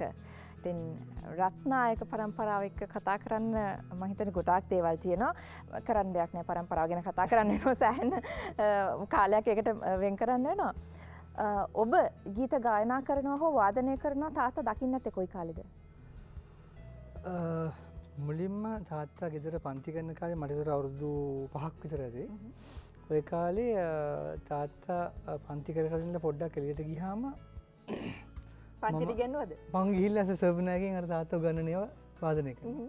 ඊපස්සේ මේක බලන් හිටපු තාත්තා පසුකාලීව මට කියන ජයන්ත මේ අංකලට උගන්වන මේ ඇවිල්ලා මේ අභ්‍යාස කරන්න උදව් කරන්න කියලා මට සර්බියක බාසිල් යනවා. ඉතින් එහෙම එකක් තිබුණා. ඊළඟට ඔය සාප්‍රසංගයට මාව වෘත්ති මට්ටමේ නෙවෙයි මේ ප්‍රසංගයකට මාව සහභාගී කරගත්තේ මට මෙලෝඩිකා එකක් ගෙනත් දීලා තිබ්බා. ඉතින් ඒ කාලේ ඔය තනිවෙන්නට මගේ ලෝයේ ප්‍රසිද්ධ කාලේ මම අර ඒකේ පාට් එක රෙකෝඩින් පාට් එක මේකෙන් ගහනවා. පස්සේ මේ සින්දුව සාප්‍රසංගයට ඇතුළත් කරන්න ඕනේ කොහොමද වෙනම රෙකෝඩින් වාදකයෙක් ගේන්නත් බෑ කීබෝඩ් තිබුණේ නැහැ ඒකට සායකේ. කොයි කාලේද? ඒ වෙලාව 78 විතර. කොහොම හරි පස්සේ කට්ටිය සුනිලාටත් මාමයි හුරරත්නාලි අංශයන් දැන් දැකලා තියෙනවා මම ප්ලේ කරනවා මේවා. ඉතින් පුතාල එක්කන් යන්කෝ ෂෝ එකට මේ ගහන්න කියලා කිව්වම නේ මාව ඊපස්සේ සදාගත්තා. ඊපස්සේ තව තව ගීත වැටුණා රෙකෝඩින් එකක් තියෙන. ඊට පස්සේ මම ඒක කීබෝඩ් එකක් බවට පත් කර කර දැන් අවසාන ප්‍රසංග 1000 විතර වෙනකොට මම තමයි සංගීත අධ්‍යක්ෂණය කරේ ප්‍රසංගයේ. ඉතින් ඒ තරම් වාසනාවක් ලැබුණා. ගායනයේ පැත්තෙන් බැලුවොත් තාත්තාගේ ගීත අපි දාගෙන තමයි ඉස්සර පොඩි කාලේ ට්‍රිප් යන්නේ වාහනේ. යනකොට මම තාත්තගේ ගායනය තියෙද්දි ඒක යටින් අර කවුන්ටර් වගේ යන්න ඕනේ මම දැන් ඒ සින්දුව නැති ඒවා මං කියනවා. එතකොට තාත්තා මේ මුණ්ඩුවල බලලා මේ මොකද්ද මෙයා මාර එකක් මේ කරන්න කියලා. ඒ තාත්තත් කවුන්ටර්ස් දාලා අර යටින් යන මේ ඇරේන්ජ්මන්ට් හදපු එක්කෙනා මම ඊට වෙනස් එකක් මම කරනවා. එතකොට බොහෝ විට අර මගේ දක්ෂතාවය දකින්න නැති. ඒක තමයි මාව පසු කාලීනව දැන් ඒ කියන්නේ තාත්තා මෙහෙම තනුමක් හදනකොට සර්බනයක් ගහලා මෙහෙම ගහනකොට මම ලියලා ඉවරයි.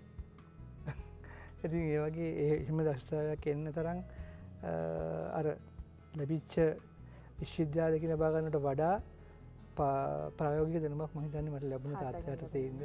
ලෙලුම් ඒ වගේම මතක් කරන්න කැමති නම් ඒ මතක් කිරීම කරන්න පුළුවන්. නැත්නම් මට වෙන ප්‍රශ්නයක් තියෙනවා අහන්න මේ ඔබට සාමාන්‍ය ජීවිතයක් තිබුණාද? වික්ටර් රත්නායකගේ පුතා හැරුණුකොට සාමාන්‍ය ජීවිත පාසලේදීම එහෙම තිබුණාද? අනිවාර්යෙන් තිබුණා. ඒ කියන්නේ මෙහෙමයි. මම පවුලේ බාලයා. මං හුරතලා.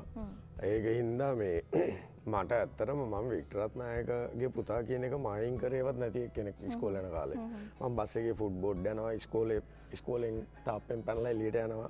සමහර වෙලාවට වයිස් ප්‍රින්සිපල්ට ගිහිල්ලා කියනවා සර් මට අද ඉස්කෝලේ ඉන්න බෑ ගෙදර යන්න ඕනේ මට ලියුමක් දෙන්න කියලා. මොකද සිකියුරිටි එකට ලියුමක් පෙන්නන්න ඕනේ ඉස්කෝලෙන් එළියට. ඉතින් ඒකින්ද සිකියුරිටි එකට ලියුමක් ඉල්ලගන්නේ ගිහිල්ලා වයිස් ප්‍රින්සිපල් සර්ගෙන් මම ඒ වගේ ඒ කියන්නේ මම හරිම ඒ කියන්නේ මගේ කැරක්ටර් එක ගැන මං එච්චර එහෙම හිතුවේ නෑ. ඒ කියන්නේ මේ තාත්තා ඇවිල්ලා මෙහෙම බොහොම ගෞරවාන්විත පුද්ගලයෙක් සමාජය ඇතුලේ ඒකින්ද මම දෙයක් රකින්න ඕනේ කියන එක මට කනකටවත් ගත්තේ නැති එක්කෙනෙක් මං ඇවිල්ලා අත්තරම. ඉතින් හැබැයි එහෙම වැරදි වැඩ කරා කියලා මං කියන්නේ. හැබැයි අර අපේ සිංහල භාෂාවෙන්ම කියනවනම් කොල්ලෙක් ඉස්කෝලේ යන කාලේ කරන වැඩ සියල්ල මං කරලා තියෙනවා. ඒක ඉතින් ඒක මට ඒකින්ද ඒක සාමාන්‍ය ජීවිතයක් මං යාළුවන්ට හැබැයි දැනෙන්නේ නැතේ නේද මේ? එහෙමත් නෑ. මොකද මගෙත් එක්ක ඒ කියන්නේ මගෙත් එක්ක හිටියා ඒවකට පාර්ලිමේන්ත් ඒ කියන්නේ මෙම්බර් ඔෆ් පාර්ලිමේන්ත් MPs ලගේ පුතාලා හිටියා. එහෙම ගොඩක් කට්ටිය හිටියා මයිත් එක්ක ඒක සමකාලීනව මගේ ක්ලාස්මේට්ස්ලා. ඔව් බොහොම ජනප්‍රිය පුද්ගලයින්ගේ පුතාලා දරුවෝ එහෙම කට්ටිය හිටියා. ආමි පර්සනැලිටිස් වල ළමයි හිටියා. DS සේනානායක. ඉතින් එන්නකොට එහෙම ඒ කට්ටියගේ මේක තිබුණේ නැහැ. ඒකයි එතන තියෙන හොඳම දේ. ඒ කියන්නේ කවුරුත් තමන්ගේ තාත්තලා මෙහෙම පුද්ගලයෝ කියලා එම විශේෂ දෙයක් රකින්න හදපු පුද්ගලයෝ නෙමෙයි. හොඳ වෙලාවට මොකද තාමත් එහෙම එකක් නැහැ නේද? අනේ නෑ පිස්සු. ඒක වෙන්නේ නැහැ කවදාවත්. ලෙලුම් කවදද ඒක වෙන්නේ නැහැ කවදාවත් නේ මෙච්චර කලුන් නැත වෙන්නේ නැහැ. ලෙලුම් කවදද ඔබට ඔබ ස්වාධීන පුද්ගලයෙක් ඔබට යම් අනන්‍යතාවයක් තියෙනවා කියලා දැනෙන්න පටන් ගත්තේ? ඉස්කෝලේ යන කාලේ මේක දැනුණා. හැබැයි අර ස්වාධීන පුද්ගලයෙක් බවට පත් වෙන්න තමන් සමාජයට ගිහිල්ලා සමාජය සමග ගැටිලා අපිම හම්බු කරන්න පටන් අරගෙන අපිම අපේ වියපෑදම් දරන්න පටන් අරගෙන අපිම අපේ සංස්ථාව ගොඩනගලා සංස්ථාවට තව එකතු වෙන දේවල් එකතු කරගෙන ඒ දේවල් සමාජයේ අනිකුත් වැඩිහිටියන්ගේ අවසරයෙන් වෙන්න ඕන දේවල් ඒවත් කරගෙන එහෙම යනකොට තමයි ඒක බිල්ඩ් අප් වෙන්නේ මම හිතන්නේ. සංස්ථාව කියලා කිව්වේ. ඒ කියන්නේ මේ පෞල් සංස්ථාව ඒ සියලු දේවල් ගොඩනැගෙන සංස්ථාව වගේ නෙමෙයි නේ. ඒ කියන්නේ මේ ඔව් හරියට හරි. රූපවාහිනී සංස්ථාව කියන්නේ. ඔව් ඒකත් ඇත්ත. නෑ මං කියන්නේ ඒකයි. ඒ කියන්නේ එහෙම මට දැනෙන්න පටන් ගත්ත තැන ඇත්තටම මම මේරටින් බැහැර වෙලා එක මම සමාජගත වෙන්න කෙලින්ම මේරටින් එලියට ගියට පස්සේ එතකම් මම ස්කෝලේටියේ මට එලෙවල් රිසල්ස් මට හම්බෙන්න්නෙත් මං කැනඩවල ඉන්නකොට ඉතින් එතන් දිතම මට දැනෙන්නේ කැන දැම් මම මොකක් හරි දෙයකින් මම ගොඩනැගින්න ඕනේ සහ මට දැම් වගකීමක් තියෙනවා කියන එක මට එන්න එතැදි එතැදි තම මට අනන්‍යතාවයක් තියෙනවා කියන එක මට දැනෙන්නෙත් මොකද එතකොට තමයි මාව වටඉන්න මිනිසු අයිඩෙන්ටිෆයි කරන රයිටෝක මේ වික්ටරත්නායගේ පුතා මට මේ දේවල් පුළුවන් මෙයා මේක හින්ද මෙහට ආවා මෙයා දැන් මේ දේවල් මෙහි කරනවා ඒ ඔක්කොම ටික එතෙන්දී මම පොඩ්ඩක් අර කිව්වා වගේ චුට්ටක් ප්‍රවේශම් වුණා රයිට් මම දැන් තනිකඩව වෙන තැනක මම ඉන්නවා අපේ ලාංකීය සමාජයේ පුද්ගලයෝ එහෙ ඉන්නේ පොඩ්ඩයි ඉතින් ඒ ඉන්න ටික දෙනා අතරේ මම මගේ රෙපියුටේෂන් එක හරියට හැදුවේ නැත්තම් මට ඉන්න බැරි වෙනවා. ඒකින්ද එතෙන්දි මං චුට්ටක් ප්‍රවේශම් වුණා. ඔව් එතෙන්දි මං පොඩ්ඩක් ප්‍රවේශම් වුණා නෑ මං යම් සංයමයකින් මගේ දේවල් ටික කරගත යුතුයි කියන එක. ඒත් හැබැයි කරන්න ඕන දේවල් කරා හොඳේ. හරි. අයියා hina වෙන්නේ මම නෙමෙයි. අයියා. එයා මං වෙනුවෙන් සතුටු වෙනවද මගේ අයියා? ඒක තමයි. එයා දන්නවනේ මොකද්ද උනේ කියලා. දේවල් ඔක්කොම දන්නවනේ එයා මොකද්ද.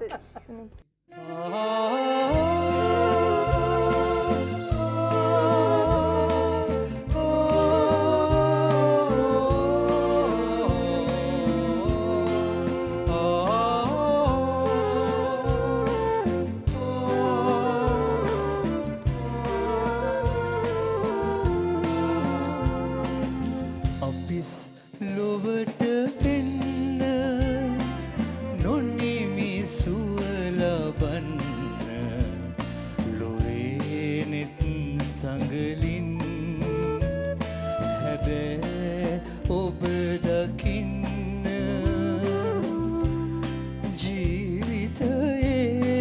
ජීවිතයේ කිසිම දිනක නොවිඳි මිහිර ඔබ වෙතින්ම විඳින්න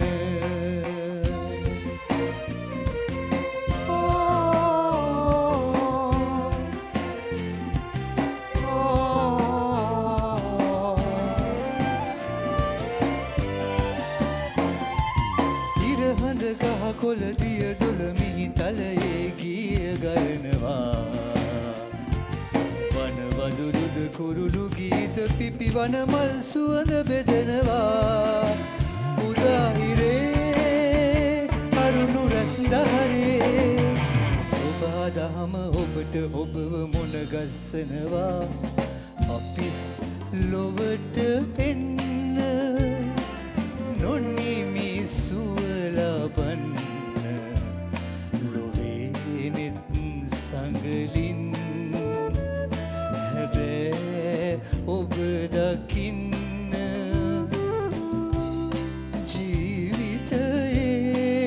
ජීවිතයේ කිසිම දිනක නොවිඳි මිහිර ඔබ වෙතින්ම විඳින්න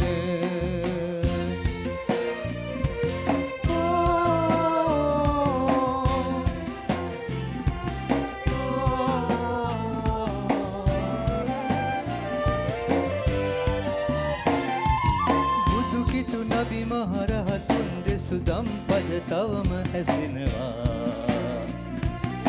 ආදරයෙන් තොර කිසිවක් පවතිනු නැති බව පහදනවා නිශා සමේ සුසුදු සඳ වතුරේ අමා එළිය ඔබ අප එක් අයෙකු කරනවා අපිස් ලොවට එන්න නොනිමි සුව ලබන්න ලොවේනෙත් සඟලින් හැබෑ ඔබ දකින්න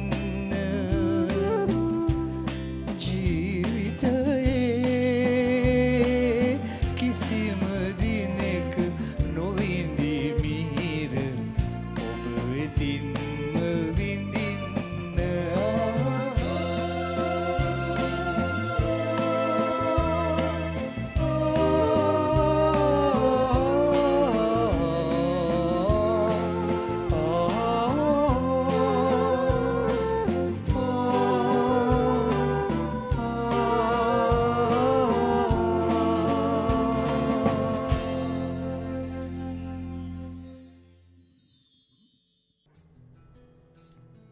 මං හිතන්නේ ජයන්තයි අපිට ඒ සින්දුවෙන්ම ඊළඟ ප්‍රශ්නට යන්න පුළුවන්. ඔබ ජීවිතය තුළ අත්දකිමින් ඉන්නවා මේක. ඔව් ඇත්තම මොකද මම මේ වෙනකොට මම දෙවනි ජීවිතය ගත කරනවා කියලා හිතනවා. මොකද මම ලොකු රෝගී තත්ත්වයකින් අත් මිදිලා දැන් ඒ කටයුතු ඒ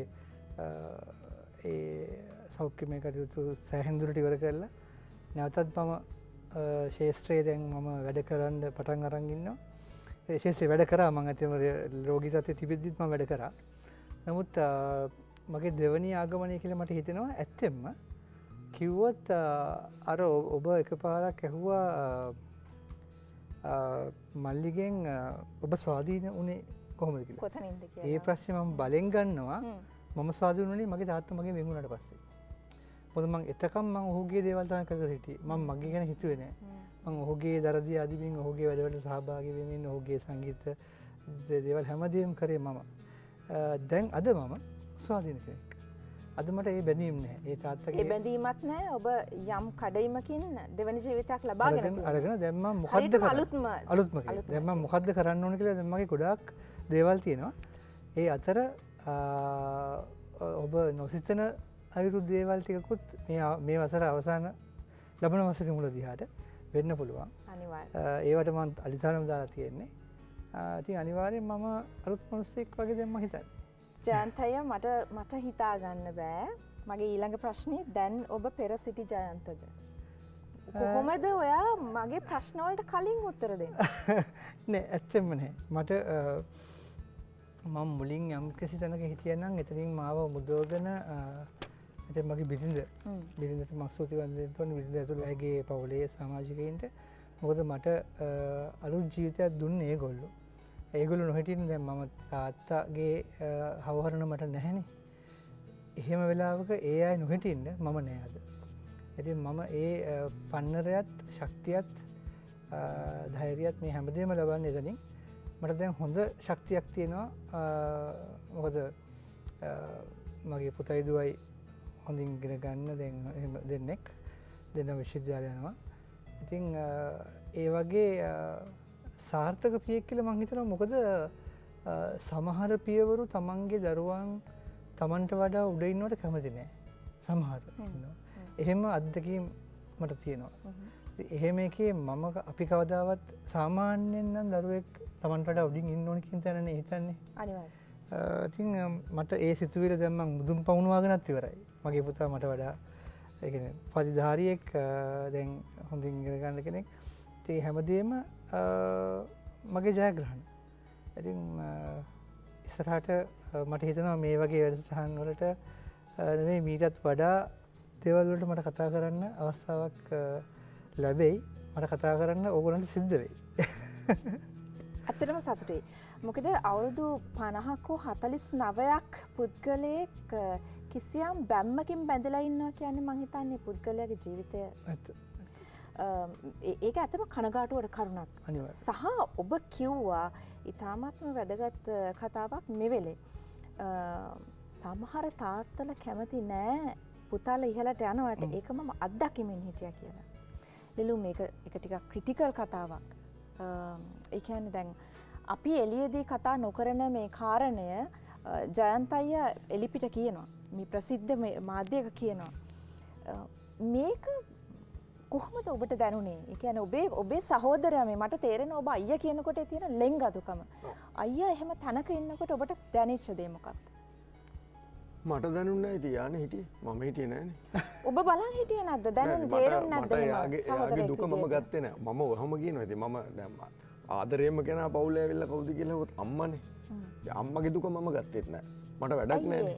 මට වැඩක් නැහැ. මට වැඩක් නැහැ අම්මයි තාත්තා. ඒ කියන්නේ මෙහෙමනේ මට මගේ දේවල් ඕන තරම් කරගන්න තියද්දී මම අනුන්ගේ බර කරේ තියාගෙන මගේ දේවල් බාධා කරගන්න දෙයක් නැහැ. අනික ගෙදරකදී මව සහ පියා අතරේ මොනවා හරි ඇති වෙන ඝට්ටනයක් හෝ ඒ දෙන්නගේ ආගියුමන්ට් එකක් මගේ ප්‍රශ්නයක් වෙන්න විදියක් නැහැ. ඒක තමයි ඇත්තම ලිලුන්ගේ හැටි ඒක තමයි. මගේ හැටි එහෙමයි. හැබැයි ඒකේ ලොකු කතාවක් තියෙනවා. අනිවාර්යයෙන්. අම්මා තාත්තා කියන දෙන්න මොකද අපි තමයි විඤ්ඥානය අරගන්නේ ඇත්තම කතාවක විඤ්ඥානය අරගන්න මම දන්න මම උපදින්න කාටද මුස්ලිම් අම්ම තාත්තගෙනටද සිංහලම්ම තාත්තන මේ ලෝක දෙයක් ම දන්න. ජාතිය තීරණය වෙන අම්මගෙන තාත්තගෙන ආගම තීරණය වෙන්න නැත.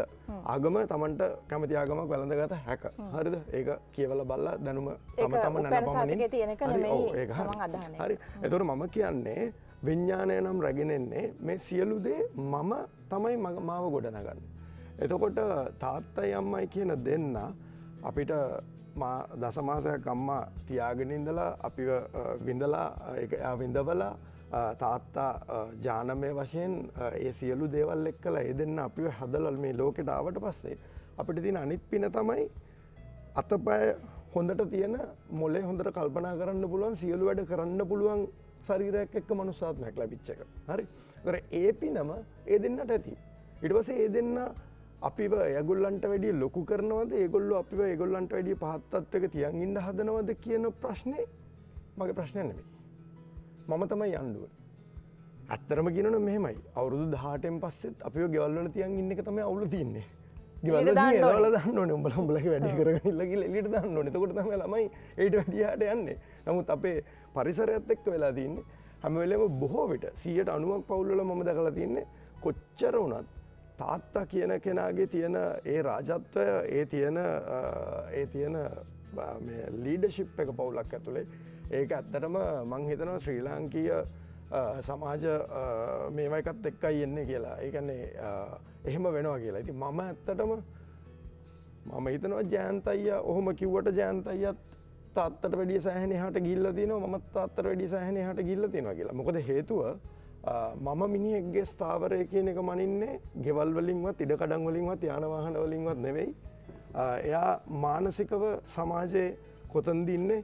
එයා මානසිකව සමාජය සමග ගැටෙන්නේ කොයි විදිහටද? එයා කොහොමද එයාගේ ස්ථාවරය ගොඩනගන්නේ කියන එකත් එක්කලා තමයි මම මිනිස්සෙක්ගේ ස්ථාවරය ගැන හිතන්නේ. ඒතකොට මම හිතනවා ජයන්ත අයියා මම දෙන්නම තාත්තට වැඩිය ඉස්සරහින් ඉන්නවා කියලා.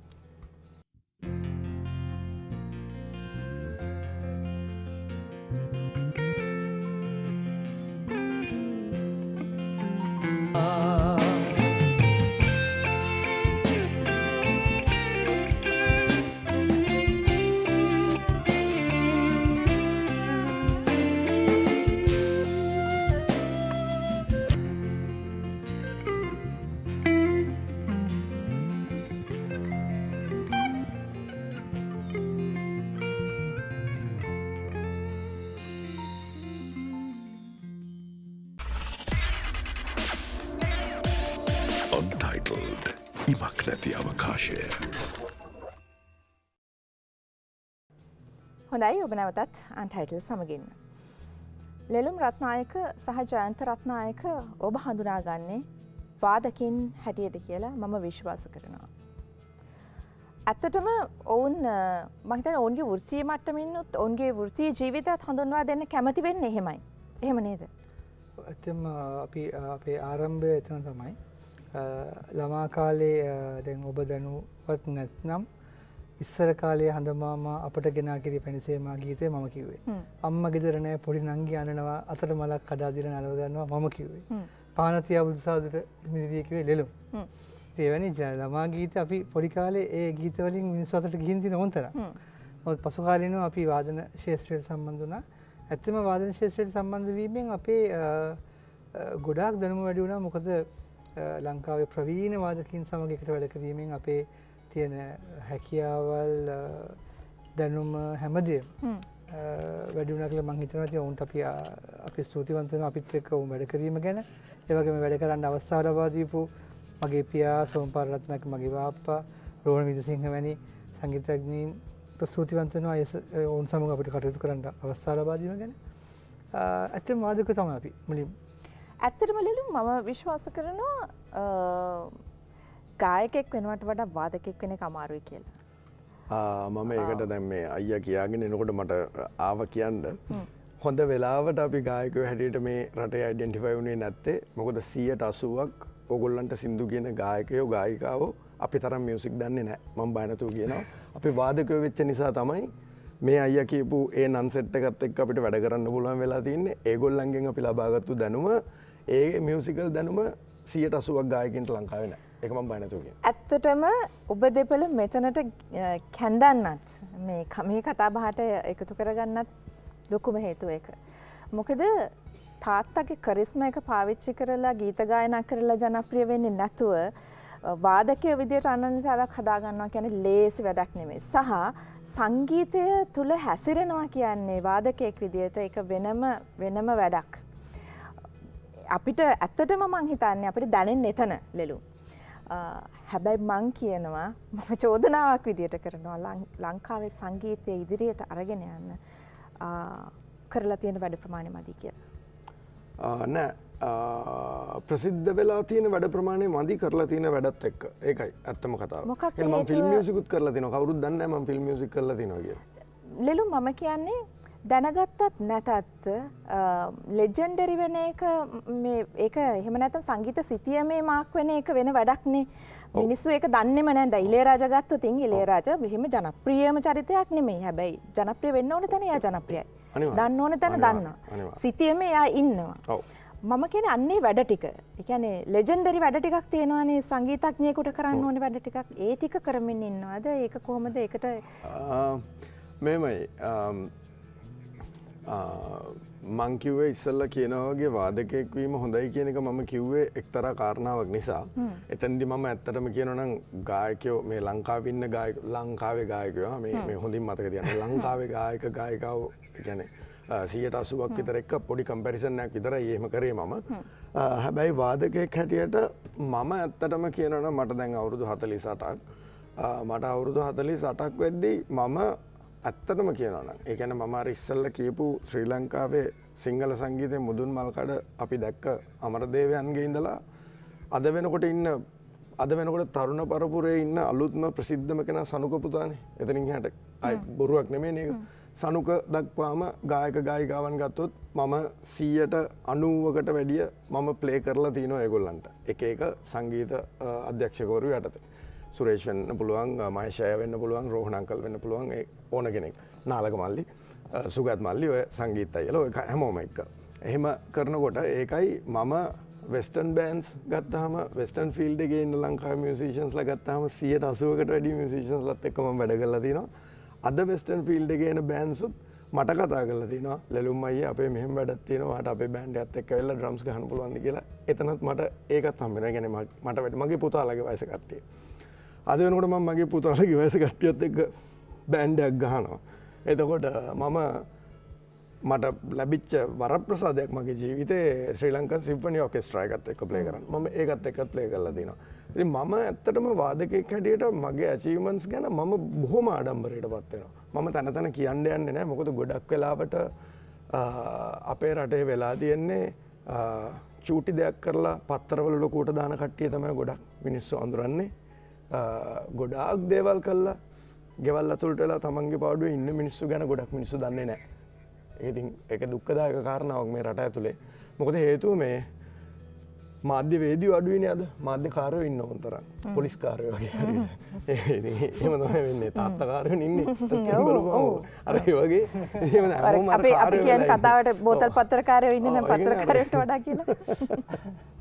නෑ මේ කාටවත් අපහාස වෙන කියන එකක් නෙමෙයි. මම කියන්නේ ඒක තමයි. මම ඇත්තම කතාව කිව්වේ. මාධ්‍ය වේදිකෝ නෙමෙයි මාධ්‍යකාරයෝ ඉන්නේ. ඇත්තම කියනවා. මම බොරුවට නෙමෙයි අත්තර කිව්වේ. ඒකට හේතුව වෙන්නේ ගොඩක් වෙලාවට මේ දැන් ඉස්සර මට මතකයි තාත්තගේ කාලේ සංගීතය ගැන ලියන්නේ කියන්නේ සංගීතය යම්කිසි පරිශීලනාත්මකව වුන් දැනගෙන විශේෂ සම්බන්ධ දැනගෙන නැත්තම් නිකන් මේ සින්දු දැන් ඒගොල්ලෝ හොයාගෙන එනවා හොඳ සංගීතය කවුද කරන්නේ හොඳ ගීත නිර්මාණය කරන්නේ කවුද කියලා හොයන් ඇවිල්ලා කරන්නේ. අද ගායකයා හෝ ගායිකාව යනෝනේ මාධ්‍යවේදීන් පස්සේ ආටිකල් එකක් දාගන්න.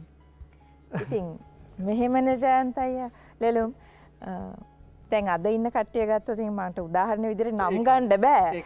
මේ අද ඉන්න කට්ටිය ගත්තා ඒගොල්ලෝ ගැන එහෙම මේ මාධ්‍ය කරන අයටත් ඉතින් එහෙම මේ හදාරලා යන්න ඕනේ නෑ ඒගොල්ලෝ ගැන ලියන්න නම් කියලා මට නිකමට හිතෙනවා. දැන් ඉන්දියාවේ උදාහරණයක් විදිහට මේ පහුගිය දවස්වක අර මේ ස්ටේෂන් එකක හිටපු එහෙම නැත්නම් දුම්රියපලක හිටපු කාන්තාවක් රැගෙන ගිහිල්ලා මේ මැදිරියක ඇගේ හඬ පටිගත කරනකොට අපි කරන්නේ තව ඒ වගේම කාන්තාවක් ගෙනල්ලා පපර ගහලා නටවනවා. එතකොට මම දන්නේ නෑ ඒක සංගීතය පැත්තෙන් ගත්තොතින් මොකක්ද ලෙලුම් මේකේ තියෙන සදාචාරය? මට තේරෙන්නේ ඉතින් ඔයාම කියන්න මොකද්ද කියලා මට හිතාගන්න බෑ මොකද්ද මොකද ඔය කියන කාරණාව මම දන්නෙත් නෑ ඔය කියන කාරණාව මම දන්නෙත් නෑ මම ඇත්තටම නදී හොඳ ඒ කියන්නේ හොඳ තැනකට ආවේ මම සෝෂල් මීඩියා through බලන්නෙත් මට ඕන දේවල් විතරයි මම ට්‍රෙන්ඩින් තියෙන කිසිම දෙයක් බලන කෙනෙක් නෙමෙයි මට වැඩක් නෑ අරයාගේ මෙහෙම තියෙනවා මෙයා මෙහෙම කියනවා කියලා ලොකුවට දාලා මෙහෙම YouTube කියන page එකට ගිය ගමන් ට්‍රෙන්ඩින් කියලා මෙහෙම ලංකාවේ එනේවා ටිකක් තියෙනවනේ මම ටක් ගාලා ඔක්කොම අයින් කළා මම මට ඕන එක විතරයි ගන්න මම මට ඕන එක විතරයි බලන්නේ මම data වියදම් කරන්නේ මට ඕන කරන වැඩවලට විතරයි මම trends වලට data වියදම් කරන මිනිහෙක් නෙමෙයි right මම ආඩම්බරෙන් කියනවා මම බය නැතුව කියනවා ගොඩක් වෙලාවට ලංකාවේ වෙලා තියෙන්නේ මොකද්ද කියලා සමහර වෙලාවට වැඩකට ගියාම වෙඩින් එකකට ගියාම යාළුවෝ ටිකක් හම්බුනාම මචං විකට් කීයද මම බලනවා මොකද්ද මේ දැන් මේ කතාවකට එල්ල වෙඩින් එකකට එල්ල විකට් කීයද මැච් එකක් කොහරි ගහනවද මචං වර්ල්ඩ් කප් නේ දන්නේ නැද්ද දන්නේ නැහැ මම දන්නේ නැහැ වර්ල්ඩ් කප් ක්‍රිකට් වර්ල්ඩ් කප් කියලා එකක් ගහනවා කියලා මට වැඩක් මොකද මම ක්‍රිකට් බලන එක්කෙනෙක් නෙමෙයි ඉතින් මම ඒකෙන් අවුට් හරි සමහරු ට්‍රෙන්ඩ් එකටනේ බලන්නේ ඒ කියන්නේ මොකද දැන් ඊළඟට හම්බෙන පාටි එකට ගියාම ඒ කතාවේ ඉන්න බෑ මොකද මම ක්‍රිකට් බලලා නැහැ මේ දවස්වල කතාව ක්‍රිකට් මම එහෙම කෙනෙක් නෙමෙයි මම ඇවිල්ලා මට ඕන දේ බලන කෙනෙක් මට ප්‍රශ්නයක් නැහැ අරගොල්ලෝ මොනවද කතා කරන්නේ ඒ කතාව නෑ ඒක මට අදාළ කතාවක් නෙවෙයි වැඩක් නැහැ මට අදාළ නැහැ දැන් ඔයා ඔය කියපු ටික මම දන්නෙත් නැහැ ඔය මැදිරියකට ගිහිල්ලා රෙකෝඩ් කරපු එකවත් පපරෙනට ඔබ එකවත් අනේ දන්නේ නැහැ මම දන්නේ මේ ලෝකෙ දැද්දන්නේ හොඳ වෙලාවට දන්නේ මම මේ ලෝකෙ දැද්දන්නේ ඒක දැනගන්න ඕනේ නෑ ඇත්තටම මම thank you ඒක නෑ ඇත්තටම ජයන්තය මං හිතන්නේ මේක ට්‍රෙන්ඩින් යවන්න ඕන එකක්වත් ඒක අපි දැනගන්න ඕන එකකුත් නෙමෙයි ඇත්තට මේක කරන්නත් ඕනේ නැති එකක් හරියට කිව්වොත් ඒකයි අර රසිකත්වය වගේම මං හිතන්නේ ඉන්ඩස්ට්‍රි එකත් එතනට ගිහිලා තියෙන්නේ ජයන්තය මොකද හිතන්නේ ඇතෙම ඒකට හේතුව දැන් ඒ 70 දශකයේ 70 80 දශකයේ හිටියේ නිර්මාණකරුවන් ඔවුන් බිහි කරේ නිර්මාණ ඒවට එක්ස්පයර් ඩේට්ස් නැහැ දැන් ඉන්න කට්ටිය නිෂ්පාදනය කරන්නේ ඒ කියන්නේ ඒගොල්ලෝ හම්බ කරන්නේ වැඩ කරන්නේ ඒවට එක්ස්පයර් ඩේට්ස් තියෙනවා දැන් ඒකයි හේතුව ඔක තමයි හේතුව ලස්සන කතාවක්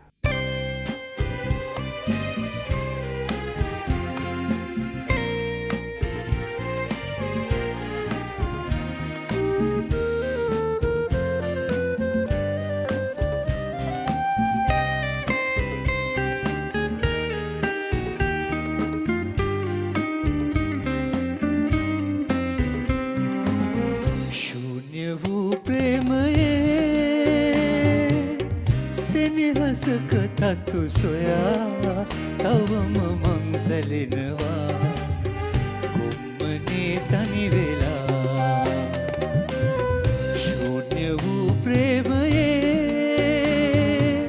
සෙනෙහසක තතු සොයා තවම මං සැලෙනවා කොම්මනේ තනි වෙලා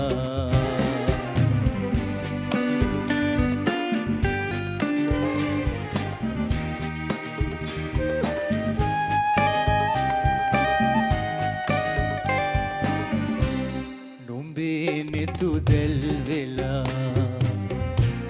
ප්‍රේමයේ මීතරා නුඹේ නෙතුදෙල් වෙලා ප්‍රේමයේ මීතරා මයි සුසුම සිඹ තලා සිටි පපුතුරු හරා සිටි පපුතුරු හරා ශූන්‍ය වූ ප්‍රේමයේ සෙනෙහසක තතු සොයා තවම මං සැලෙනවා කොම්මනේ තනි වෙලා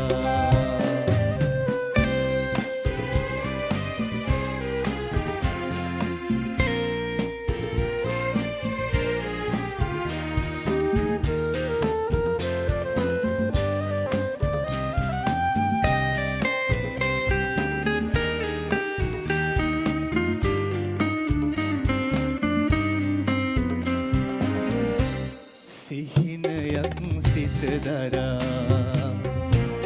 මාවතක පිය නගා සිහිනයක් සිත දරා මාවතක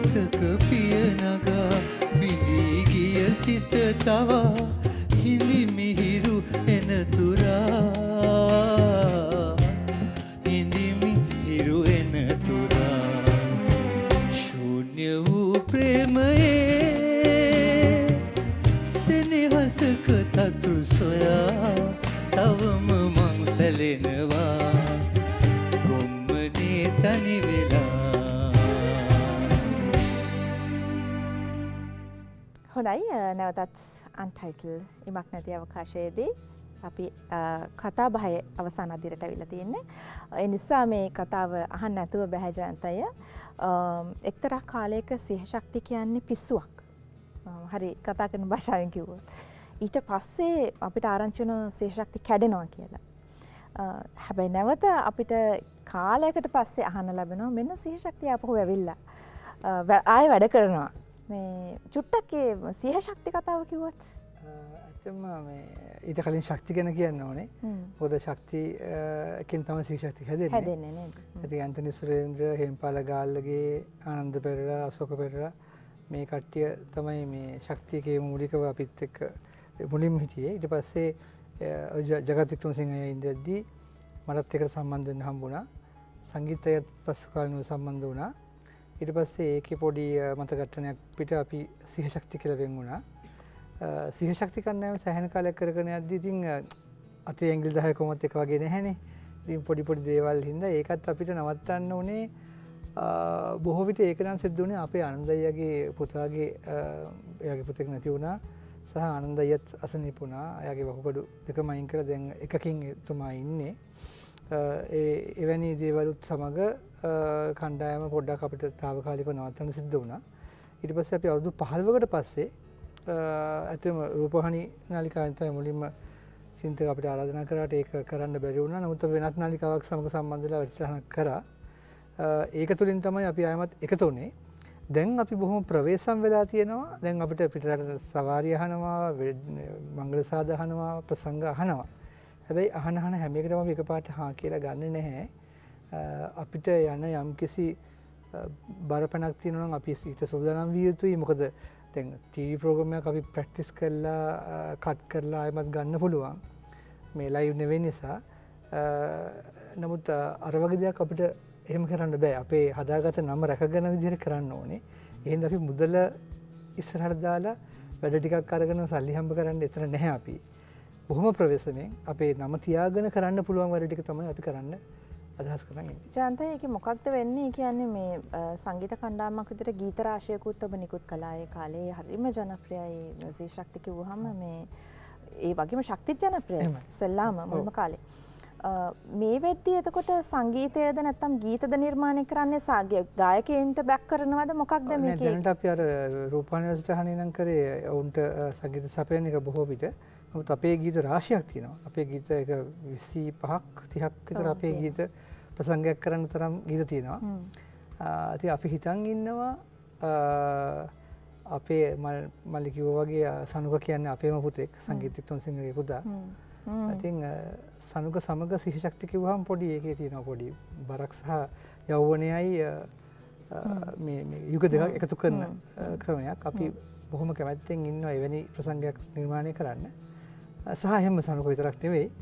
අපේ ඇත්තම කියන්න ඕනේ මේ නවපරපුරේ ඉන්නවා අපේ පියරුමෙන් ගායනට ආපු ගොඩාක් අය ඉතාමත්ම දක්ෂ ළමයි. ඉතින් එවැනි අයත් එක්ක වැඩ කරන්න අපි බලන් ඉන්නවා. ලෙලුම් මොකක්ද ඒකේ පරමාර්ථය? කියන්නේ පරම්පරාව ඉදිරියට ගේන එකද, සංගීතය ඉදිරියට ගේන එකද, නැත්නම් ඔබ ඉදිරියට එන එකද මොකක්ද? මට නම් ෆ්‍රීලාන්ස් කෙනෙක් කැරියට තවත් වැඩක් ඒක.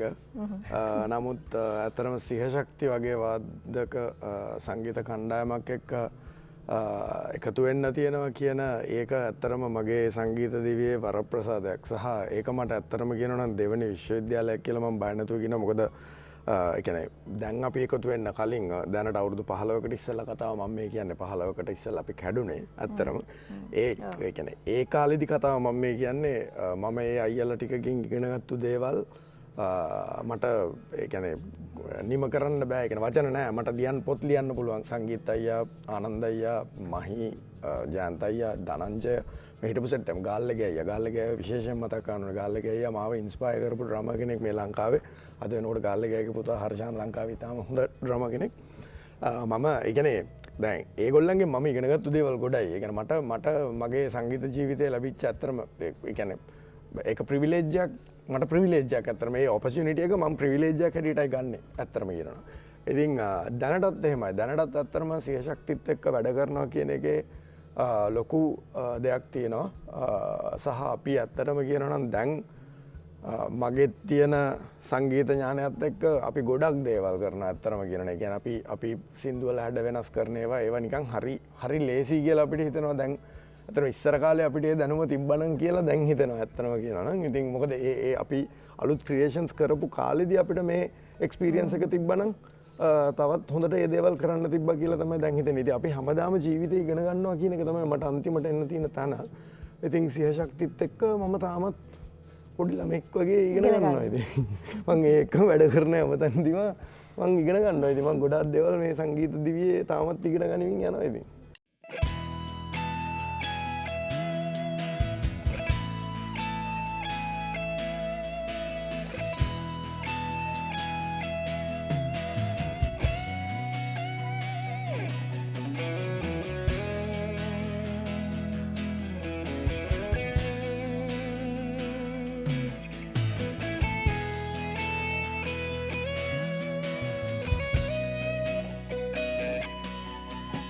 සඳ හැංගිලා ගිහින් අහස් අගාධයේ අප පාසටහන් දකිනු බැරි දුකින්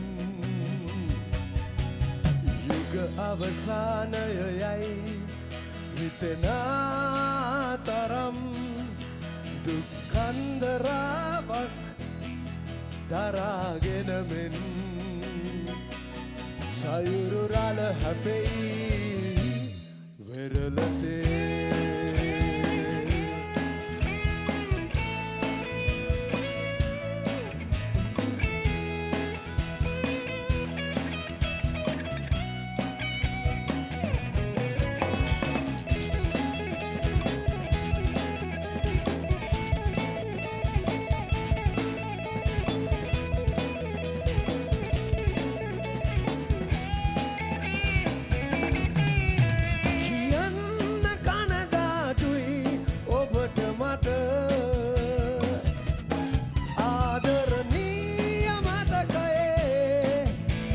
සිනා බිඳුවක් වත් හදකට පිට මත අද ඉතිරිව නෑ සඳ හැංගිලා ගිහින් අහස් අගාධයේ අප පාසටහන් දකිනු බැරි දුකින් යුග අවසානයයි හිතෙනා තරම් දුක්ඛන්දරාවක් දරාගෙන මෙන් සයුරු රළ හැපෙයි වෙරළතේ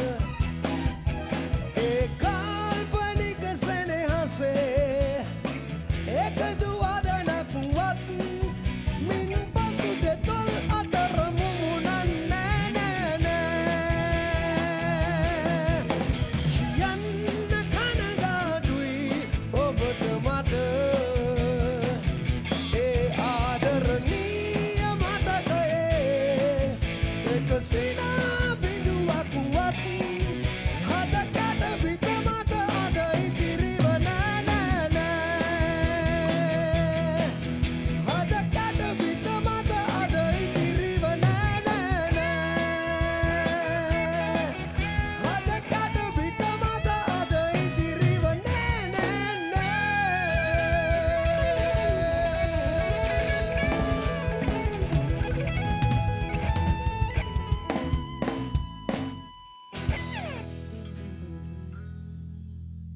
ජයන්ත අයියට යමක් කියන්න තියෙනවද? මට කියන්න තියෙන්නේ ඇත්තම මේ අපේ වයසේ දෙමව්පියන්ට විශේෂයෙන් කියන්න ඕනේ අපේ රට ඉස්සරහට යන්න නම් අපේ ළමා පරපුර හැදෙන්න ඕනේ. ඔවුන්ගේ හැදියාව වගේම අධ්‍යාපන කටයුතු වගේම රසඥතාවය දියුණු කරන්න පුළුවන් නම් පොඩි වෙලාවක් වෙන් කරලා හොඳ දේ පමණක් අහන්න බලන්න දෙන්න ඒ ළමයින්ට හොඳ පූර්වාදර්ශයක් සපයන්න පුළුවන් නම් දෙමව්පියෙක් හැටියට අම්මලා තාත්තලාට ඒ බුද්ධිය ඔවුන්ට තියෙනවා නම් මම ඉතාමත්ම වාසනාවන්ත රටක් අපිට හෙට හම්බෙයි කියලා හිතනවා. ඒ හින්දා පොඩ්ඩක් ඔබේ කාලය දරුවන් වෙනුවෙන් හොඳ පැත්තට යොමු කරන්න කියලා මම ඉල්ලීමක් කරනවා. බොහොම ස්තුතියි ජයන්තය. මේ වැඩසටහනේ අවසාන වශයෙන් කියන්නේ යමක් තියෙනවද? රූපවාහිනියට ස්තුතියි. ඒක තමයි අවසාන වශයෙන් කියන්න තියෙන්නේ. අපි කැඳෙව්වට ස්තුතියි. ඕගොල්ලන්ටත් ජයන් ජය වේවා. ස්තුතියි ජයන්තය. ජයන්ත රත්නායක ඒ වගේම ලෙලුම් රත්නායක ඔබට තේරෙනවා ඇති ජයන්ත රත්නායක කියන්නේ එක්තරා පෞරුෂයක්, ලෙලුම් රත්නායක කියන්නේ තවත් පෞරුෂයක්, වික්ටර් රත්නායක කියන්නේ ඒ වගේම තවත් පෞරුෂයක්. පෞරුෂයන් තුනක් නමුත් එක පවුලක් පිළිබඳව අද අපි කතා කරේ. මේ පවුලෙන් අපිට ලැබෙන දේ මම හිතන්නේ සංගීතයේදී අපිට අමතක කරන්න බෑ. රටක් විදිහට අමතක කරන්න බෑ, රසිකයන් විදිහට අමතක කරන්න බෑ. මම විශ්වාස කරනවා අපි ඔබට කියන්න උත්සාහ කළෙත් ඒක ගායකයෙක් වගේම ගායකයෙක් ජනප්‍රියයි තමයි ගායකයෙක් වගේම හැබැයි සමහරක් වෙලාවට ඊටත් වඩා වාදකීන් වීම අසීරුයි සහ මං කියන්නම් ගරු කටයුතුයි කියලා කිව්වොත් මට මම ලෙලුම්ගෙන් වචනයක් සොරා ගන්නම් මම බය නැතුව කියනවා ගායකයෙක් වීමට වඩා මං හිතන්නේ වාදකයෙක් වීම සංගීතඥයෙක් වීම ගරු කටයුතුයි. ඔබට ජය ප්‍රාර්ථනා කරනවා. නැවත වතාවක් ලැබෙන සති හම්බෙමු.